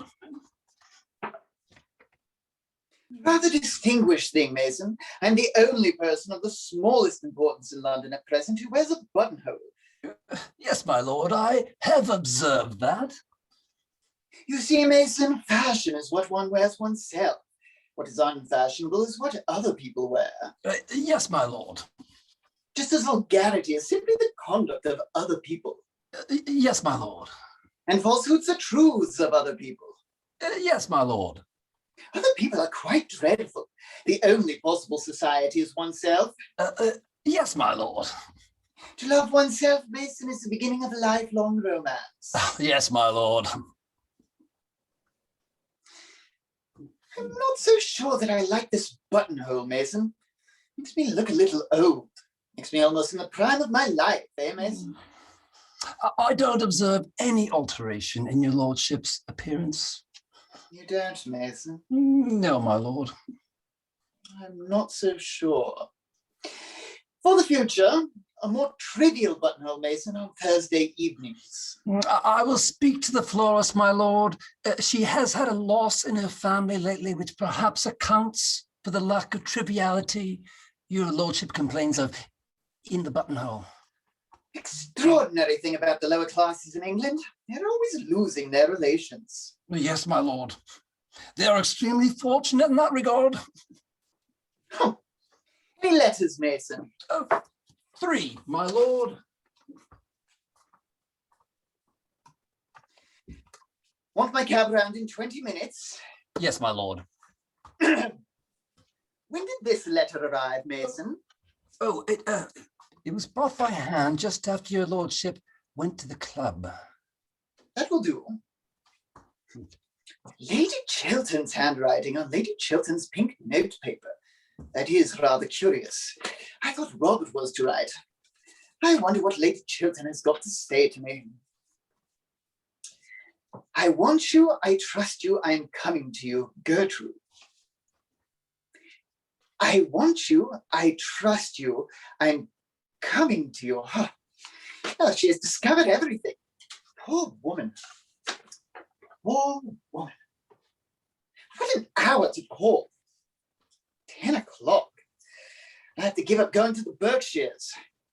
However, it is always nice to be expected and not to arrive. I'm not expected at the Bachelor's, so I shall certainly go there. Well, I will make her stand by her husband. It's the only thing for her to do. It's the only thing for any woman to do. It is the growth of the moral sense in women that makes marriage such a hopeless and one-sided institution. 10 o'clock. Well, she should be here soon. I must tell Mason I'm not into anyone else. Lord Caversham! Why will parents always appear at the wrong time? Some extraordinary mistaken nature, I suppose. Good evening, Father. Is it worthwhile, Father? Well, of course it is worthwhile, sir. Which is the most comfortable chair? This one, Father. It is the chair I use myself when I have visitors. Thank you. No drafts, I hope, in this room? No, Father. Glad to hear it. No drafts at home. Can't stand drafts. Good many breezes, Father. Don't understand what you mean. Well, I want to have a serious conversation with you, sir. My dear Father, at this hour. Well, it's only 10 o'clock, sir. What is your objection to the hour? I think the hour is an admirable hour. Well, it is not my day for talking seriously. I'm very sorry, but it is not my day. What do you mean, sir? Well, during the season, Father, I only talk seriously on the first Tuesday of every month from 4 to 7. Well, make it Tuesday, sir. Make it Tuesday. But it is after 7, Father, and my doctor says I must not have any serious conversation after 7. It makes me talk in my sleep. Talk in your sleep? What does that matter, sir? You are not married. No, Father, I am not married. And that is what I have come to talk to you about, sir. You have got to get married, and at once. Why, when I was your age, sir, I had been an inconsolable widower for 3 months and was already paying my addresses to your admirable mother. Damn, sir, it is your duty to get married. You can't always be living for pleasure. Every man of position is married nowadays. Bachelors are not fashionable anymore. They are a damaged lot. Too much is known about them. You must get a wife, sir. Look where your friend Robert Chiltern has got to by probity, hard work, and a sensible marriage with a good woman. Why don't you imitate him, sir? Why don't you take him for your model? I think I shall, Father. I wish you would, then I should be happy. At present, I make your mother's life miserable on your account. You are heartless, sir, very heartless. Well, I hope not, Father. And it is high time for you to get married. You are 34 years of age, sir. Yes, Father, but I only admit to 32, 31 and a half when I have a really good buttonhole. This buttonhole is not trivial enough. I tell you, you are 34, sir, and there is a draft in your room besides, which makes your conduct worse. Why did you tell me there was no draft, sir? I feel a draft, sir. I feel it distinctly. So do I. It is a dreadful draft, Father. I will come and see you tomorrow, Father. We can talk about anything you like. Let me help you with your cloak, Father. No, sir. I called tonight for a definite purpose, and I will see it through at all costs to my health or yours. Put down my cloak, sir. Certainly, Father. Let us go into another room. There is a dreadful draught in here. Mason, is there a good fire in the smoking room? Yes, my lord. Come in there, Father. Your sneezes are quite heartrending. Well, sir, I hope I have a right to sneeze when I choose. Quite so. I was merely expressing sympathy. Oh, damn sympathy. There is a great deal too much of that sort of thing going on nowadays. Well, I quite agree with you, Father. If there was less sympathy in the world, there would be less trouble in the world. That is a paradox, sir. I hate paradoxes. Well, so do I, Father. Everybody one meets nowadays is a paradox. It is a great bore. It makes society so obvious. Do you always really understand everything you say, sir? Yes, Father. If I listen attentively. If you listen attentively, conceited young puppy. Mason, there is a lady coming to see me this evening on particular business. When she arrives, show her into the drawing room. You understand? Yes, my lord. It is a matter of the gravest importance, Mason.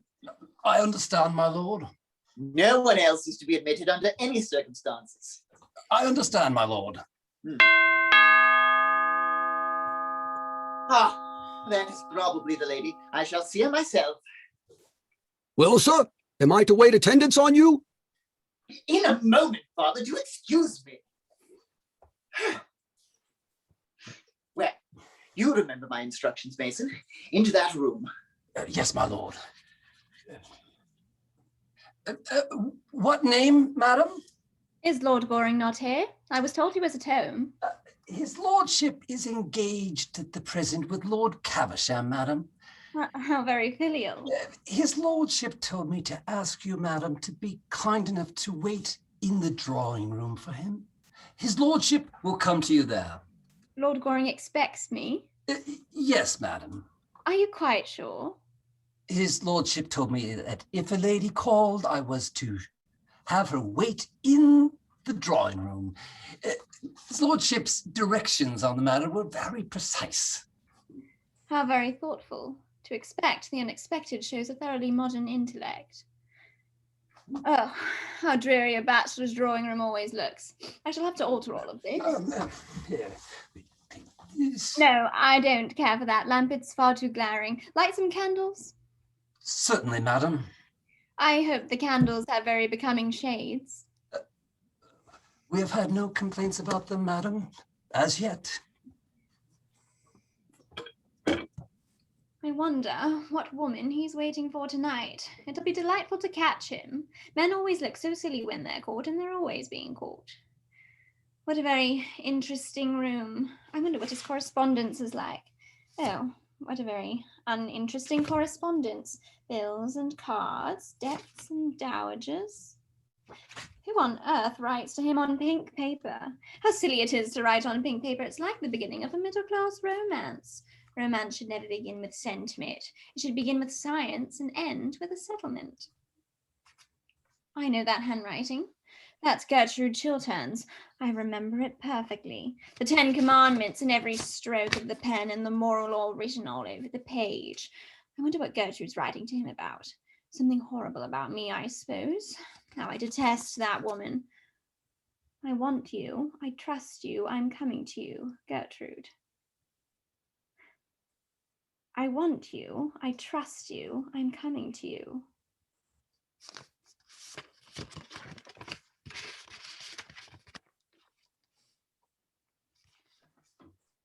The candles in the drawing room are lit, madam, as you directed.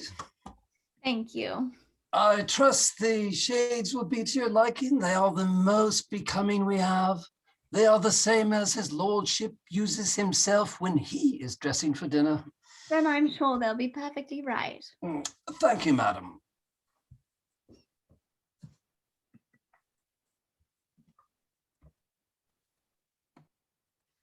My dear Father, if I am to be married, then surely you will allow me to choose a time, place, and person, particularly the person. That is a matter for me, sir. You would probably make a very poor choice. It is I who should be consulted, not you.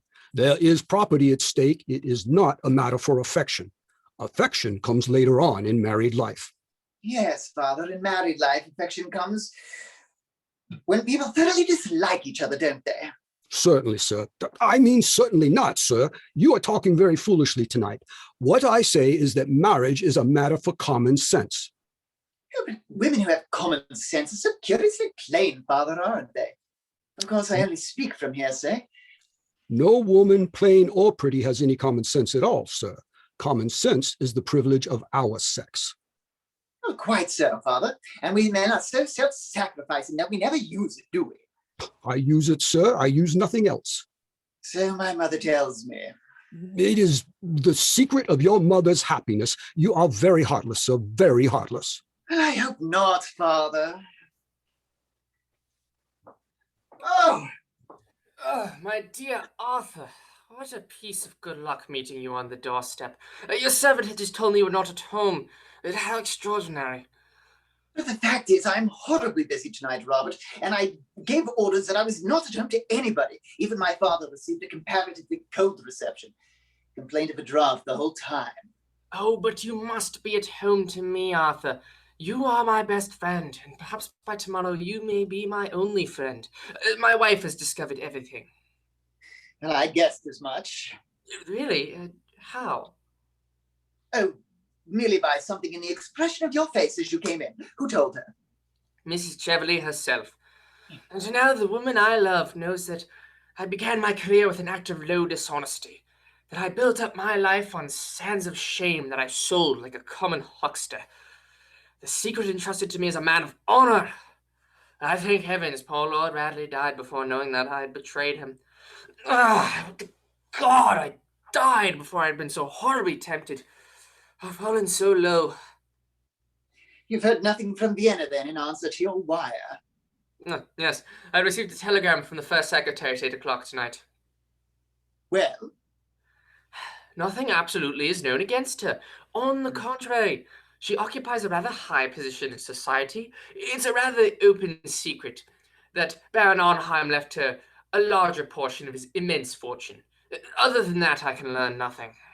She doesn't turn out to be a spy, then? Spies are of no use nowadays. Their profession is over. The papers do their work for them.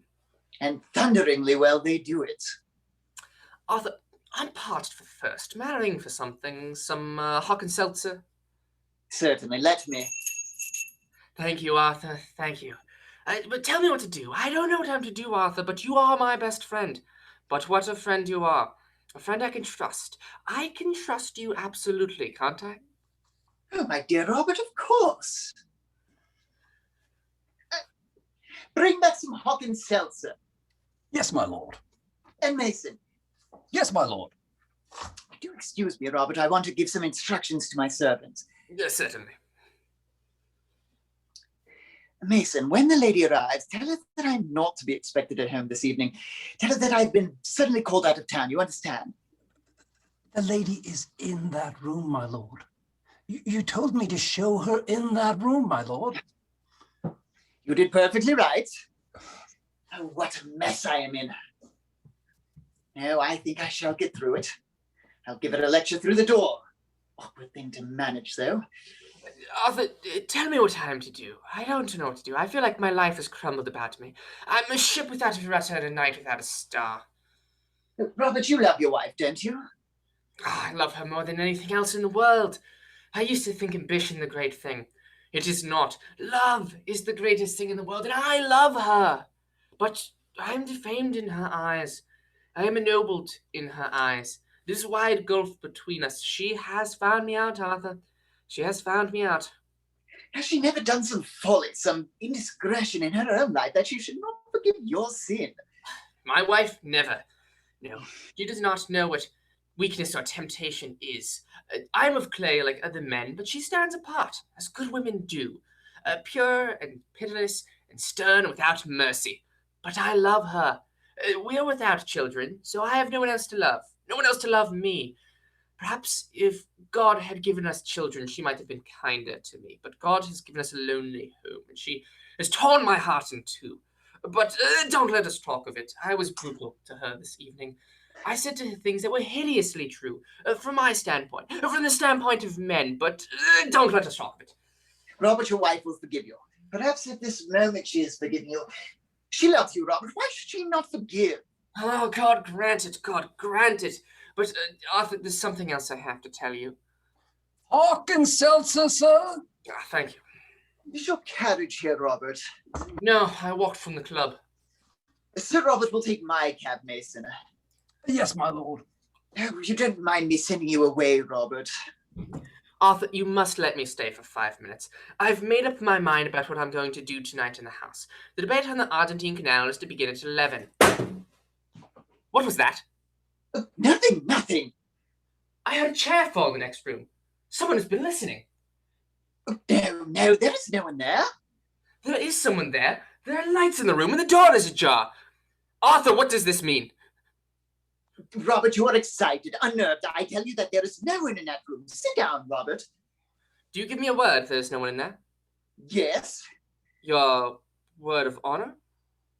Yes. Arthur, let me see for myself. No. Arthur, if there's no one in there, why should I not look into that room? Arthur, you must let me go into that room and satisfy myself. Let me know that no eavesdropper has been listening to my life's every secret. Arthur, you don't understand what I'm going through. Robert, this must stop. I've told you that there is no one in that room, and that is enough. It is not enough. I insist on going into that room. You have told me there is no one in there, so what reason can you have for refusing me? Oh, for God's sake, don't! There is someone in that room, someone whom you must not see. Ah, I thought so. I forbid you to enter that room. Stand back. My life is at stake. I do not care who is in that room. I will know to whom it is I have told my secret and my shame. No! Great heavens. His own wife. What explanation do you have for the presence of that woman here? Robert, I swear to you on my honor, that woman is stainless and guiltless of all offense towards you. You are mad. She is a vile and infamous thing. Oh, don't say such a thing. It was for your sake that she came here. It was to try and save you that she came here. She loves you, Robert, to no one else.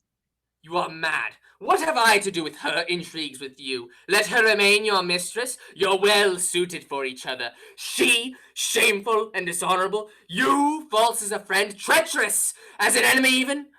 Oh, it is not true, Robert. Before heavens, it is not true. In her presence and in yours, I will explain it all. Step aside, sir. You've lied enough upon your word of honor. Oh. Good evening, Lord Goring. Mrs. Cheverley! Good heavens, may I ask, what were you doing in my drawing room? Merely listening. I have a perfect passion for listening through keyholes. One always hears such wonderful things through them. Oh, doesn't that sound rather like tempting Providence? Oh, surely Providence can resist temptation by this time. Well, I'm glad you have called. I'm going to give you some good advice. Oh, pray don't. One should never give a woman anything she can't wear in the evening. I see you are still quite as willful as you used to be. Far more so. I've greatly improved. I've had more experience. Well, too much experience is a dangerous thing. Pray, have a cigarette. Half the pretty women in London smoke cigarettes. Personally, I prefer the other half.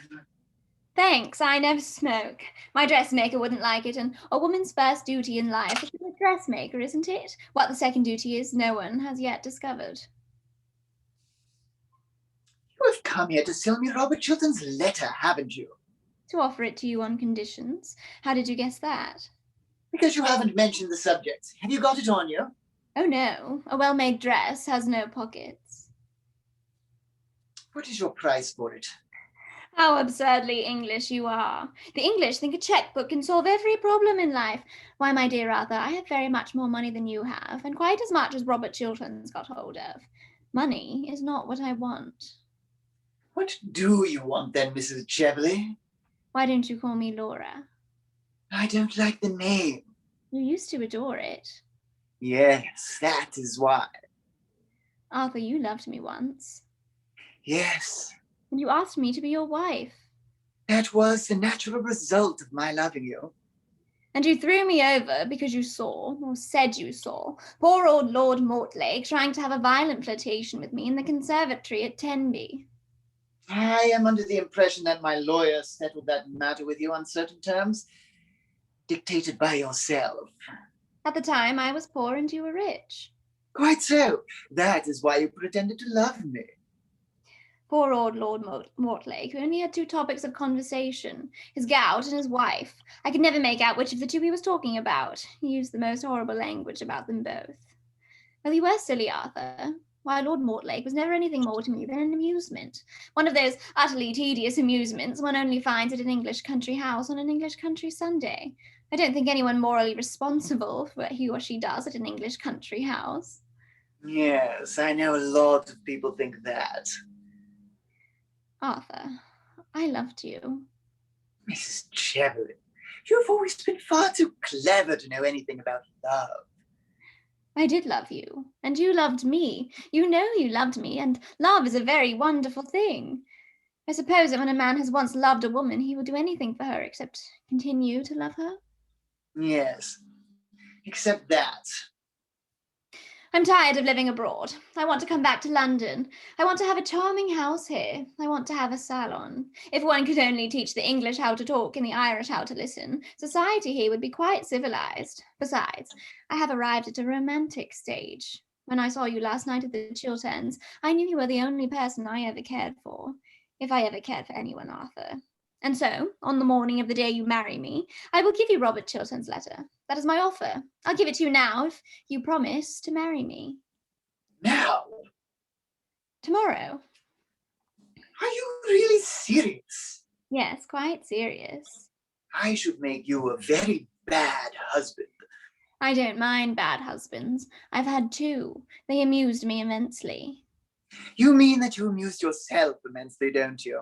What do you know about my married life? Oh, nothing, but I can read it like a book. What book? The book of numbers. Do you think it's quite charming of you to be so rude to a woman in your own house? Well, in the case of very fascinating women, sex is a challenge, not a defense. I suppose that is meant for a compliment. Why, my dear Arthur, women are never disarmed by compliments. Men always are. That is the difference between the 2 sexes. Well, women are never compromised by anything, as far as I can tell. Then you're going to allow your greatest friend, Robert Chiltern, to be ruined, rather than marry someone who really has considerable attractions left. I thought you would have risen to some great height of self-sacrifice, Arthur. I think you should. And the rest of your life you could spend in contemplating your own perfections. Well, I do that as it is. And self-sacrifice is a thing that should be put down by law. It's so demoralizing to the people for whom one sacrifices oneself. They always go to the bad. As if anything could demoralize Robert Chiltern. You seem to forget I know his real character. What you know of him is not his real character. It was an act of folly done in his youth. Dishonorable, I admit. Shameful, I admit. Unworthy of him, I admit. And therefore, not his true character. How you men stand up for each other.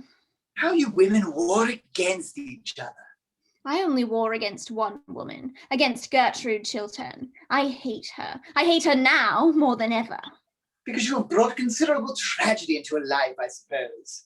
The only real tragedy in a woman's life is the fact that her past is always her lover and her future invariably her husband. Lady Chiltern knows nothing of the kind of life to which you allude. A woman whose size in gloves is 7 3/4 never knows much about anything. Do you know Gertrude's always worn 7 3/4? That's one of the reasons why there was never any moral sympathy between us. Well, Arthur, I suppose this romantic interview could be regarded as at an end. You admit it was romantic, don't you? For the privilege of being your wife, I was ready to surrender a great prize, the climax of my diplomatic career. You declined. Very well. If Sir Robert doesn't uphold my Argentine scheme, I'll expose him. Vol. 2. You mustn't do that. It would be vile, horrible, infamous. Oh, don't use such big words. They mean so little. It is a commercial transaction, that is all. There's no use in mixing up sentimentality in it. I offered to sell Robert Chiltern a certain thing. If he won't pay me my price, he'll have to pay the world a greater price. There's no more to be said. I must go. Goodbye. Won't you shake hands? With you, No. Your transaction with Robert Chilton may pass as a loathsome commercial transaction of a loathsome commercial age. But you seem to forget that you came here tonight to talk of love. You, whose lips desecrated the word love, you do, whom the thing is a book closely sealed, went this afternoon to the house of one of the most noble and gentle women in the world to try and degrade her husband in her eyes, to try and kill her love for him, to put poison in her heart and bitterness in her life, to break her idol, and it may be spoil her soul. That I cannot forgive. That was horrible. For that, there can be no forgiveness. Arthur, you are unjust to me. Believe me, you are quite unjust to me. I didn't go to taunt Gertrude at all. I had no idea of doing anything of the kind when I entered. I called with Lady Markby simply to ask whether an ornament, a jewel that I had lost somewhere last night, had been found at the Chilterns. If you don't believe me, you can ask Lady Markby. She'll tell you it's true. The scene that occurred happened after Lady Markby left and was really forced on me by Gertrude's rudeness and sneers.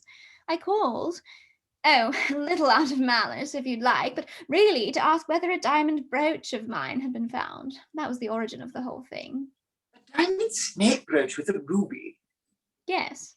How did you know? Because it is found. In point of fact, I found it myself and stupidly forgot to mention anything to the butler as I was leaving. It is in this drawer. No, in that one.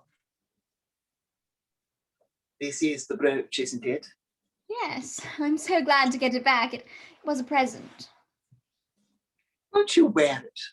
Certainly, if you pin it in.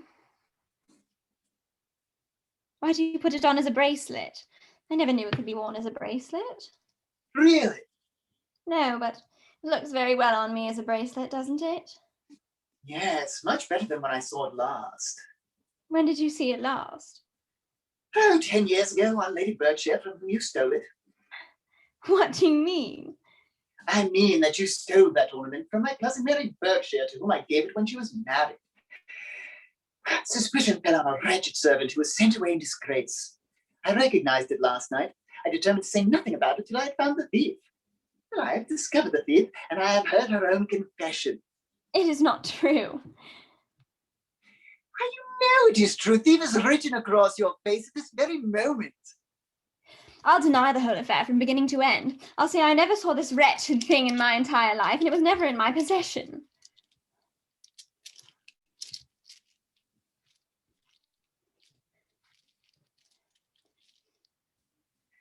The drawback in stealing a thing, Mrs. Cheverley, is that one never knows how wonderful the thing that one steals truly is. You can't get that bracelet off unless you know where the spring is. And I see that you don't know where the spring is. It is rather difficult to find. You brute! You coward! Oh, don't use such big words. They mean so little. What are you going to do? Well, I'm going to ring for my servant. He is a rather admirable servant. Always comes the moment one calls for him. When he comes, I shall tell him to fetch the police. The police? What for? Well, tomorrow the Berkshires will prosecute you. That is what the police are for. Don't do that. I'll do anything you want, anything in the world you want. Give me Robert Chilton's letter. Stop. Let me have time to think. Give me Robert Chilton's letter. I haven't got it with me. I'll give it to you tomorrow. You know you are lying. Give it to me at once.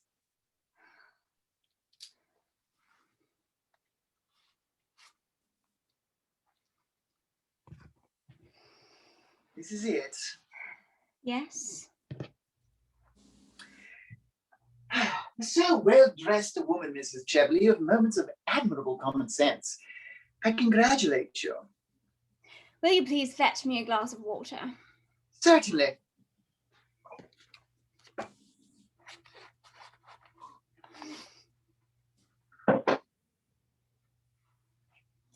Thanks. Will you help me on with my cloak? Pleasure. I'm never going to harm Robert Chiltern again. Fortunately, you have not the chance, Mrs. Cheverley. Even if I had the chance, I wouldn't. On the contrary, I'm going to render him a great service. I'm charmed to hear it. It is a reformation. Yes, I can't stand to see so upright a gentleman, so honourable and English gentleman be so shamefully deceived, and so Well, I find somehow Gertrude Chiltern's dying speech and confession has strayed into my pocket. what do you mean? I mean, I'm going to send Robert Chiltern the love letter his wife wrote to you tonight. Love letter? I want you. I trust you. I'm coming to you. Gertrude. Oh, you wretched woman! Must you always be thieving? Give me back that letter at once. I will take it from you by force. You will not leave my rooms until I have got it. Lord Goring merely rang that you should see me out.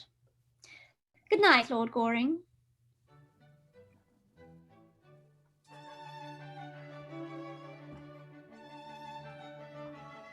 Mrs. Cheveley goes out, followed by Mason. Her face is illumined with evil triumph. There is joy in her eyes. Youth seems to have come back to her. Her last glance is like a swift arrow. Lord Goring bites his lip and lights his cigarette. End of Act 3.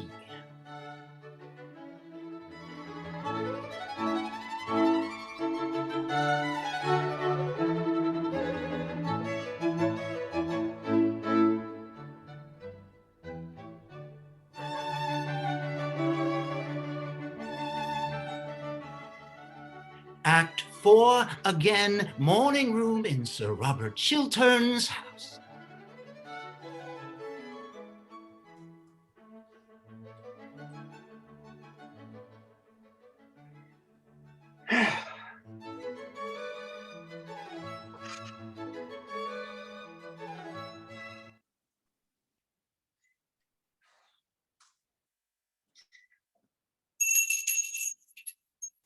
A great nuisance. There is no one in this house for me to talk to. And I'm so full of interesting information. I feel like the latest edition of something or other. Sir Robert is still at the Foreign Office, my lord. Lady Chiltern not down yet. Her ladyship has not yet left her room. Miss Chiltern has just come in from riding. Oh, well, that is something. Lord Caversham has been waiting some time in the library for Sir Robert. I told him your lordship was here. Thanks. Will you kindly tell him that I've gone? I shall do so, my lord. I did want to see my father 3 days running. It's a great deal too much excitement for any son.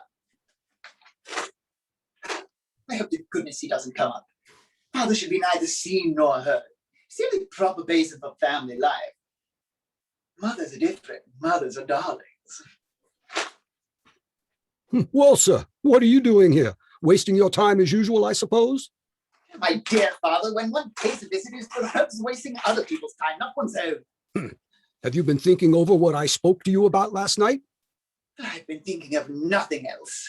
Engaged to be married yet? Not yet, but I hope to be before lunchtime. You can have till dinner time if it would be of any convenience to you.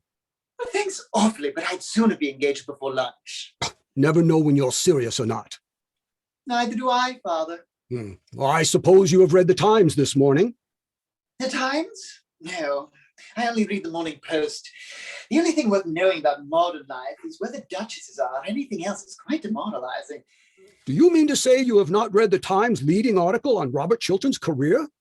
Good heavens, no. What does it say? Well, what should it say, sir? Everything complimentary, of course. Chiltern's speech last night on this Argentine canal scheme was one of the finest pieces of oratory ever delivered in the House since Canning. Oh, never heard of Canning. Never wanted to. And did Chiltern uphold the scheme? Uphold it, sir? How little you know him. Why, he denounced it roundly, and the whole system of modern political finance. This speech is the turning point in his career, as the Times points out. You should read this article, sir.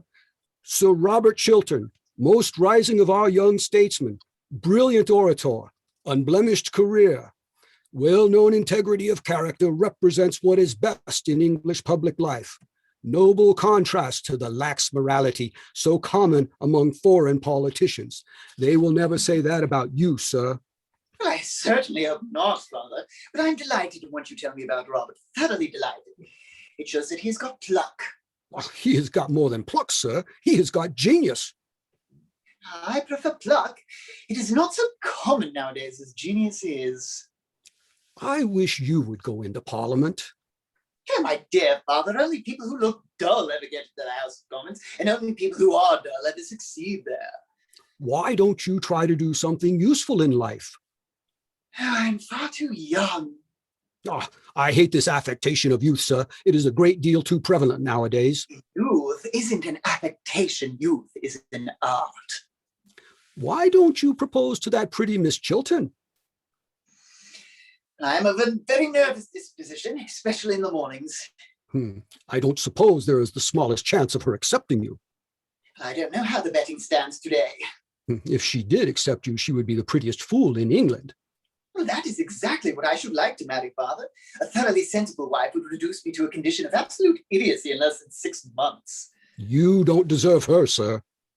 Oh, my dear Father, if we men married the women we deserved, we should have a very bad time of it. Oh, how do you do, Lord Caversham? I hope Lady Caversham is quite well. Lady Caversham is as usual, as usual. Good morning, Miss Mabel. Oh, are you here? Of course, you understand that after your breaking of our appointment this morning, I'm never going to speak to you again. Oh, don't say such a thing. You are the one person in London that I really like to have listen to me. Lord Goring, I never believe a single word that either you or I say to each other. You are quite right, my dear, quite right. As far as he is concerned, I mean. Do you think you could possibly make your son behave just a little better, occasionally, just as a change? I regret to say, Miss Chiltern, that I have no influence at all over my son. I wish I had. If I had, I know what I would make him do. I'm afraid he has one of those terribly weak natures, not susceptible to influence. He is very heartless, very heartless. It seems that I am a little in the way here. It's very good for you to be in the way and know what people say behind your back. I don't at all like knowing what people say of me behind my back. It makes me far too conceited. Well, after that, my dear, I really must bid you good morning. Oh, I hope you're not going to leave me all alone with Lord Goring, especially at such an early hour in the morning. Well, I'm afraid I can't take him with me to Downing Street. It is not the Prime Minister's day for seeing the unemployed. People who don't keep their appointments in the park are horrid. Detestable. I'm glad you would admit it, but I wish you wouldn't look so pleased about it. Well, I can't help it. I always look pleased when I am with you. Then I suppose it is my duty to remain with you? Of course it is. Well, my duty is a thing I never do, on principle. It always depresses me, so I'm afraid I must leave you. Oh, please don't, Miss Mabel. I have something very particular to say to you. Oh, is it a proposal? Yes, it is. I am bound to say that it is. I'm so glad. That makes the second today. The second today? What conceited ass has been impertinent enough to dare propose to you before I had dared propose to you? Tommy Trafford, of course. It is one of Tommy's days for proposing. He always proposes on Tuesdays and Thursdays during the season. Well, you didn't accept him, I hope. Make it a rule never to accept Tommy. That is why he goes on proposing. Of course, as you very nearly didn't show up this morning, I nearly said yes. It would have been an excellent lesson for the both of you if I had, and taught you both better manners. Bother Tommy Trafford. Tommy is a silly little ass. I love you. I know, and I think you might have mentioned it before. I'm sure I've given you heaps of opportunities. Oh, Mabel, do be serious. Please be serious. Ah, that is the sort of thing a man always says to a girl before he has married her. He never says it afterwards. Mabel, I have told you that I love you. Can't you love me a little in return? You silly Arthur, if you knew anything about anything, which you don't, you'd know that I adore you. Everyone in London knows it except you. It's a public scandal the way I adore you. I've been going on for the past 6 months telling the whole of the society that I adore you. I wonder you consent to have anything to say to me. I have no character left at all. At least, I feel so happy I think I have no character left at all. Darling, do you know I was awfully afraid of being refused? But you haven't been refused yet by anybody, Have you, Arthur? I can't imagine anyone refusing you. Well, of course, I'm not nearly good enough for you, Mabel. I'm so glad, darling. I was afraid you were. And I am a little over 30. Dear, you look weeks younger than that. How sweet of you to say so. And it is only fair that I tell you frankly that I am fearfully extravagant. But so am I, Arthur, so we're sure to agree. And now I must go and speak to Gertrude. Oh, must you really? Yes. Well, then do tell her that I want to talk to her particularly. I've been waiting here all the morning to see either her or Robert. Do you mean to say you didn't come here expressly to propose to me? No, that was a flash of genius. Your first. My last. I'm delighted to hear it. Now don't stir. I'll be back in 5 minutes, and don't fall into any temptations while I'm away. And my dear Mabel, when you are away, there are none. It makes me horribly dependent on you. Good morning, dear. How pretty you are looking. How pale you are looking, Gertrude. It is most becoming. Good morning, Lord Goring. Good morning, Lady Chiltern. I shall be in the conservatory under the second palm tree on the left. Second on the left? Yes, the usual palm tree. Lady Chiltern, I have a very decent amount of good news to tell you. Mrs. Cheverley has given up Robert's letter last night, and I burned it. Robert is safe. Oh, safe? Oh, I am so glad of that. What a good friend you are to him, to us. There is only one person now that could be said to be in any danger. Who is that? Yourself. I? In danger? What do you mean? Danger is too great a word. It is a word I should not have used. But I admit that I do have something to tell you that may distress you, that terribly distresses me. Yesterday evening, you wrote me a very beautiful, womanly letter in which you asked me for my help. You wrote to me as one of your oldest friends, as one of Robert's oldest friends. Mrs. Cheverley has stolen that letter from my rooms. Well, what use is it to her? Why should she not have it? I'll be quite frank with you, Lady Chiltern. Mrs. Cheverley puts a certain construction on that letter and proposes to send it to your husband. But what construction could she put on it? Oh, no, not that. If I'm in trouble and wanting your help, trusting you, propose to come to you that you may advise me, assist me. Oh, are there women so horrible as that? And she proposes to send it to my husband? Tell me what happened. Tell me all that happened. Lady Chiltern, Mrs. Cheverley was concealed in a room adjoining my library without my knowledge. I thought that the person who was waiting in that room to see me was yourself. Robert came in unexpectedly. A chair or something fell in the room. He forced his way in and he discovered her. We had a terrible scene. I still thought it was you. He left me in anger. At the end of it all, Mrs. Cheverley got possession of your letter. She stole it when or how, I don't know. At what hour did this happen? At 10:30. And now, I suggest that we tell Robert the whole thing. You want me to tell Robert that the woman you expected was not Mrs. Cheverley, but myself? That it was I who you thought was concealed in a room in your house, 10:30 at night. You want me to tell him that? I think it is best that he should know the exact truth. Oh, I couldn't. May I do it? No. You are wrong, Lady Chiltern. No, the letter must be intercepted, that is all. But how can I do it? Letters arrive to him at every moment of the day. His secretaries open them and hand them to him. I dare not ask his servants to bring these letters. It would be impossible. Oh, why don't you tell me what to do? Pray be calm, Lady Chiltern, and answer the questions that I'm going to put forth to you. You said that his secretaries open his letters. Yes. Who's with him today? It is Mr. Trafford, isn't it? No, Mr. Montfort, I think. You can trust him. Oh, how do I know? Well, he would do what you asked, wouldn't he? I think so. Your letter was written on pink paper. He could recognize it without reading it, couldn't he, by the color? I suppose so. Is he in the house now? Yes. Then I shall see him at once and tell him that a certain letter written on pink paper is expected to be delivered to Robert today, and that at all circumstances it must not reach him. Oh! Robert is coming up the stairs with the letter in his hand now. It has reached him already. Oh, you have saved his life. What have you done with mine? I want you, I trust you, I'm coming to you. Gertrude. Oh, my love, is it true? Do you indeed trust me and want me? If so, it was for me to come to you, not for you to write of coming to me. Oh, Gertrude, this letter, it makes me feel that nothing the world can do can hurt me now. You want me, Gertrude? Yes. You trust me, Gertrude? Yeah, yes. Why did you not add that you love me? Because I loved you. Oh, Gertrude, you don't know how I feel. When Montfort passed me a letter across the table, he'd opened it by mistake, I suppose without reading the handwriting on the envelope, and I read it, and oh, I did not care what disgrace or punishment was in store for me. I thought only that you loved me still.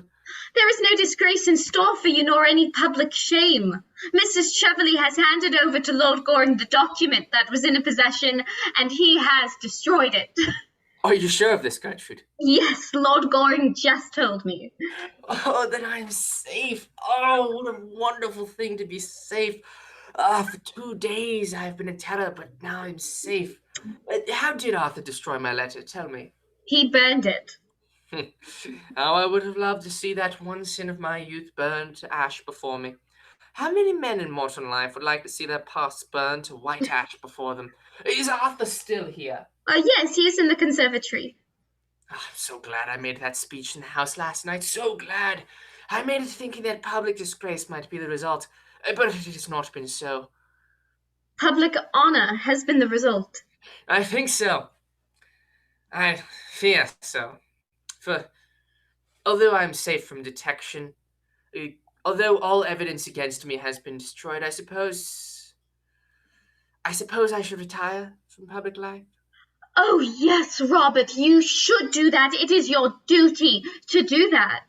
It is much to surrender. No, it will be much to gain. And you would be happy living abroad, living with me alone, abroad perhaps, away from London, away from the public? You would have no regrets? Oh, none, Robert. And your ambition for me? You used to be ambitious for me. Oh, my ambition. I have none now, but that we two may love each other. It was your ambition that led you astray. Let us not talk about ambition. My dear Arthur, I have to thank you for what you've done for me. I don't know how I can repay you. I'll tell you at once. At the present moment, under the usual palm tree. I'm sorry, I mean the conservatory. Lord Caversham! That admirable father of mine really makes a habit of turning up at the wrong moment. It's very heartless of him. Very heartless indeed. Good morning, Lady Chiltern, and warmest congratulations to you, Chiltern, on your brilliant speech last night. I have just left the Prime Minister, and you are to have the vacant seat in the cabinet. A seat on the cabinet? Yes, here is the Prime Minister's letter. A seat on...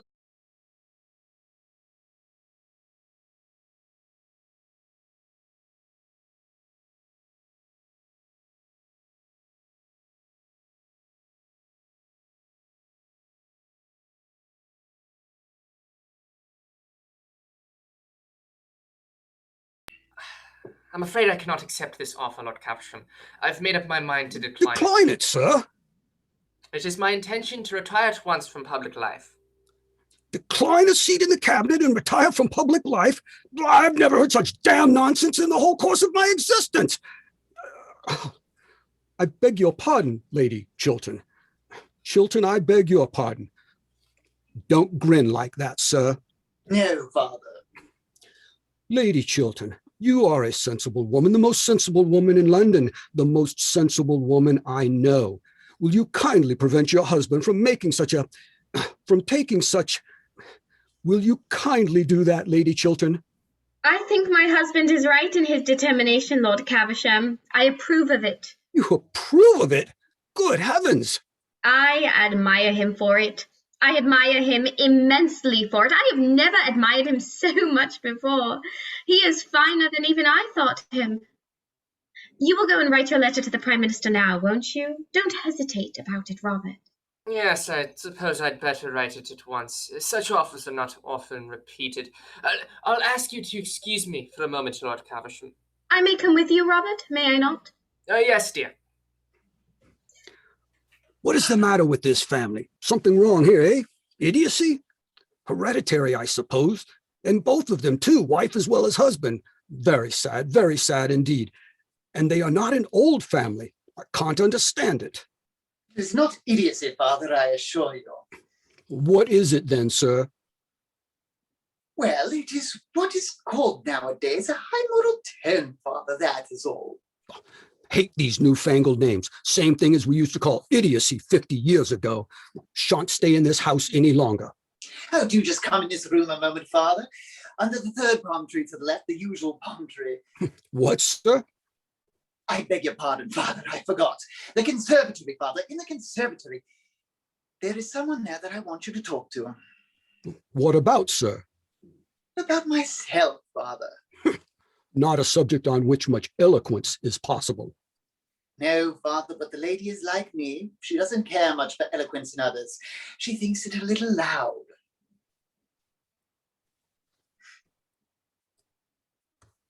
Lady Chiltern, why are you playing Mrs. Cheverley's cards? I don't understand you. Mrs. Cheverley made an attempt to ruin your husband, either to drive him from public life or to make him adopt a dishonorable position.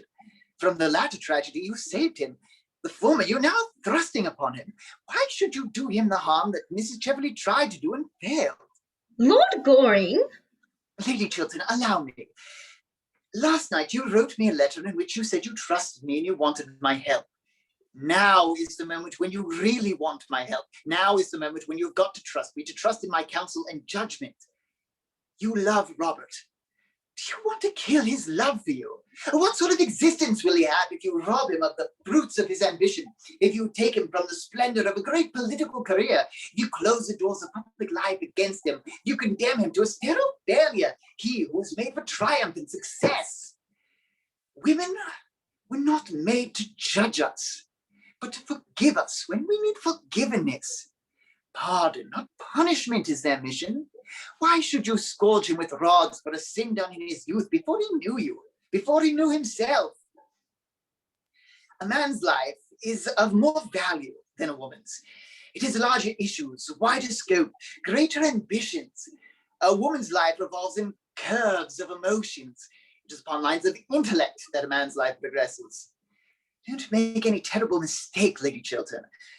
A woman who can keep a man's love and love him in return has done all the world wants of women, or should want of them. But it is my husband himself who wishes to retire from public life. He feels it is his duty. It was he who first said so. Rather than lose your love, Robert would do anything. Wreck his whole career, as he is on the brink of doing now. He's making for you a terrible sacrifice. Take my advice, Lady Chiltern, and do not accept a sacrifice so great. If you do, you shall live to repent it bitterly. We men and women are not made to accept such sacrifices from each other. We're not worthy of them. Besides, Robert has been punished enough. We have both been punished. I set him up too high. Well, don't for that reason set him down now too low. If he has fallen from his art, do not thrust him into the mire. Failure to Robert would be the very mire of shame. Power is his passion. He would lose everything, even his power to feel love. Your husband's life is at this moment in your hands. Your husband's love is in your hands. Don't mar both for him. Here's my draft of the letter. Shall I read it to you, dear? Let me see it.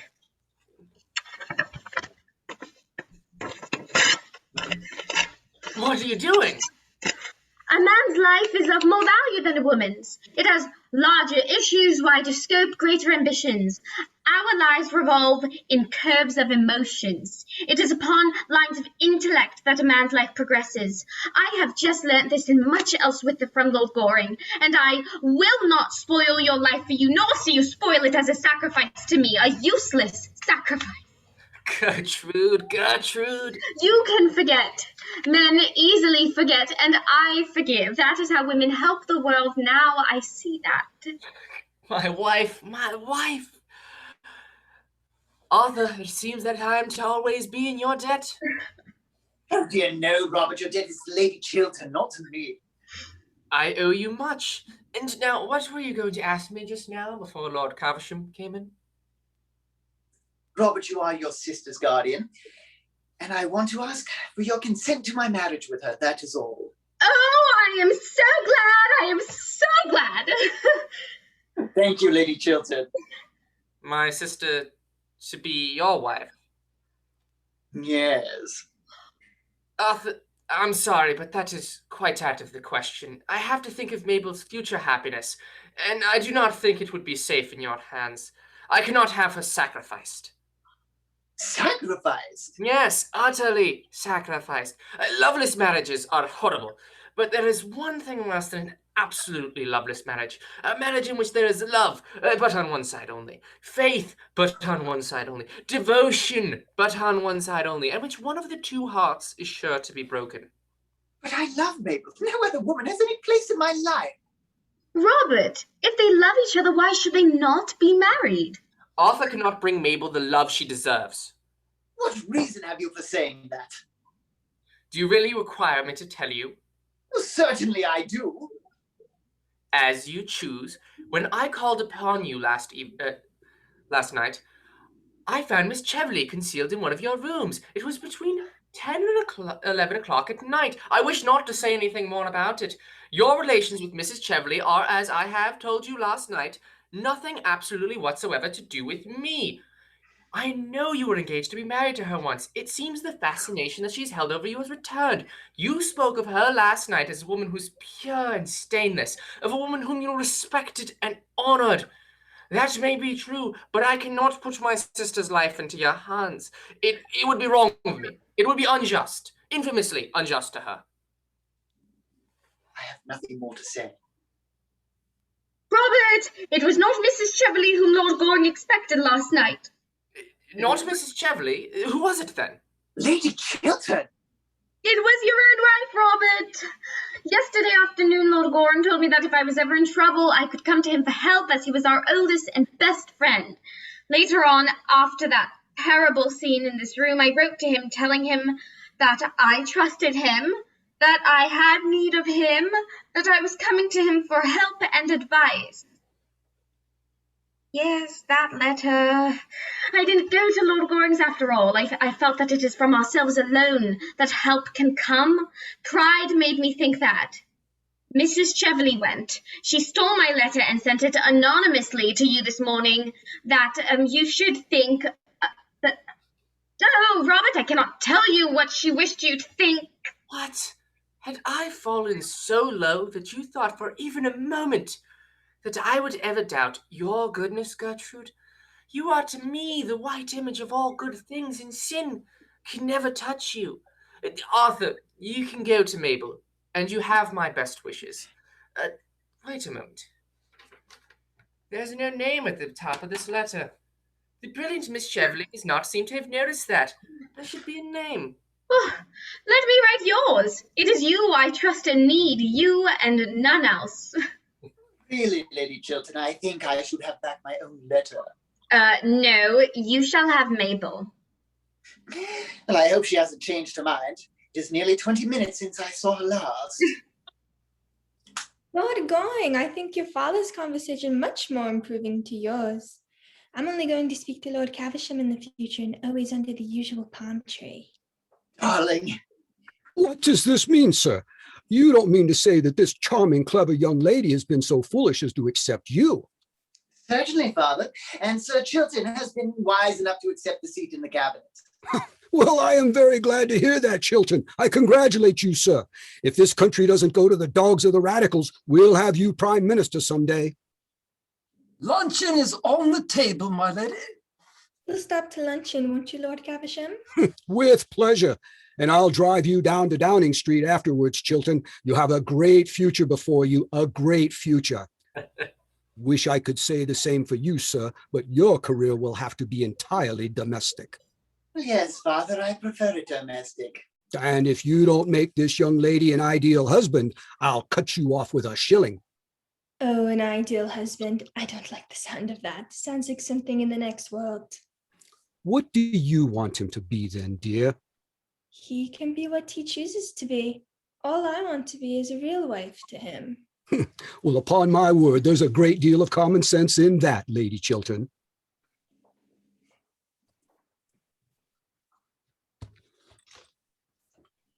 Aren't you coming in, Robert? Gertrude, is it love that you feel for me? Or is it pity, merely? It is love, Robert. Love and only love. For both of us, a new life is beginning.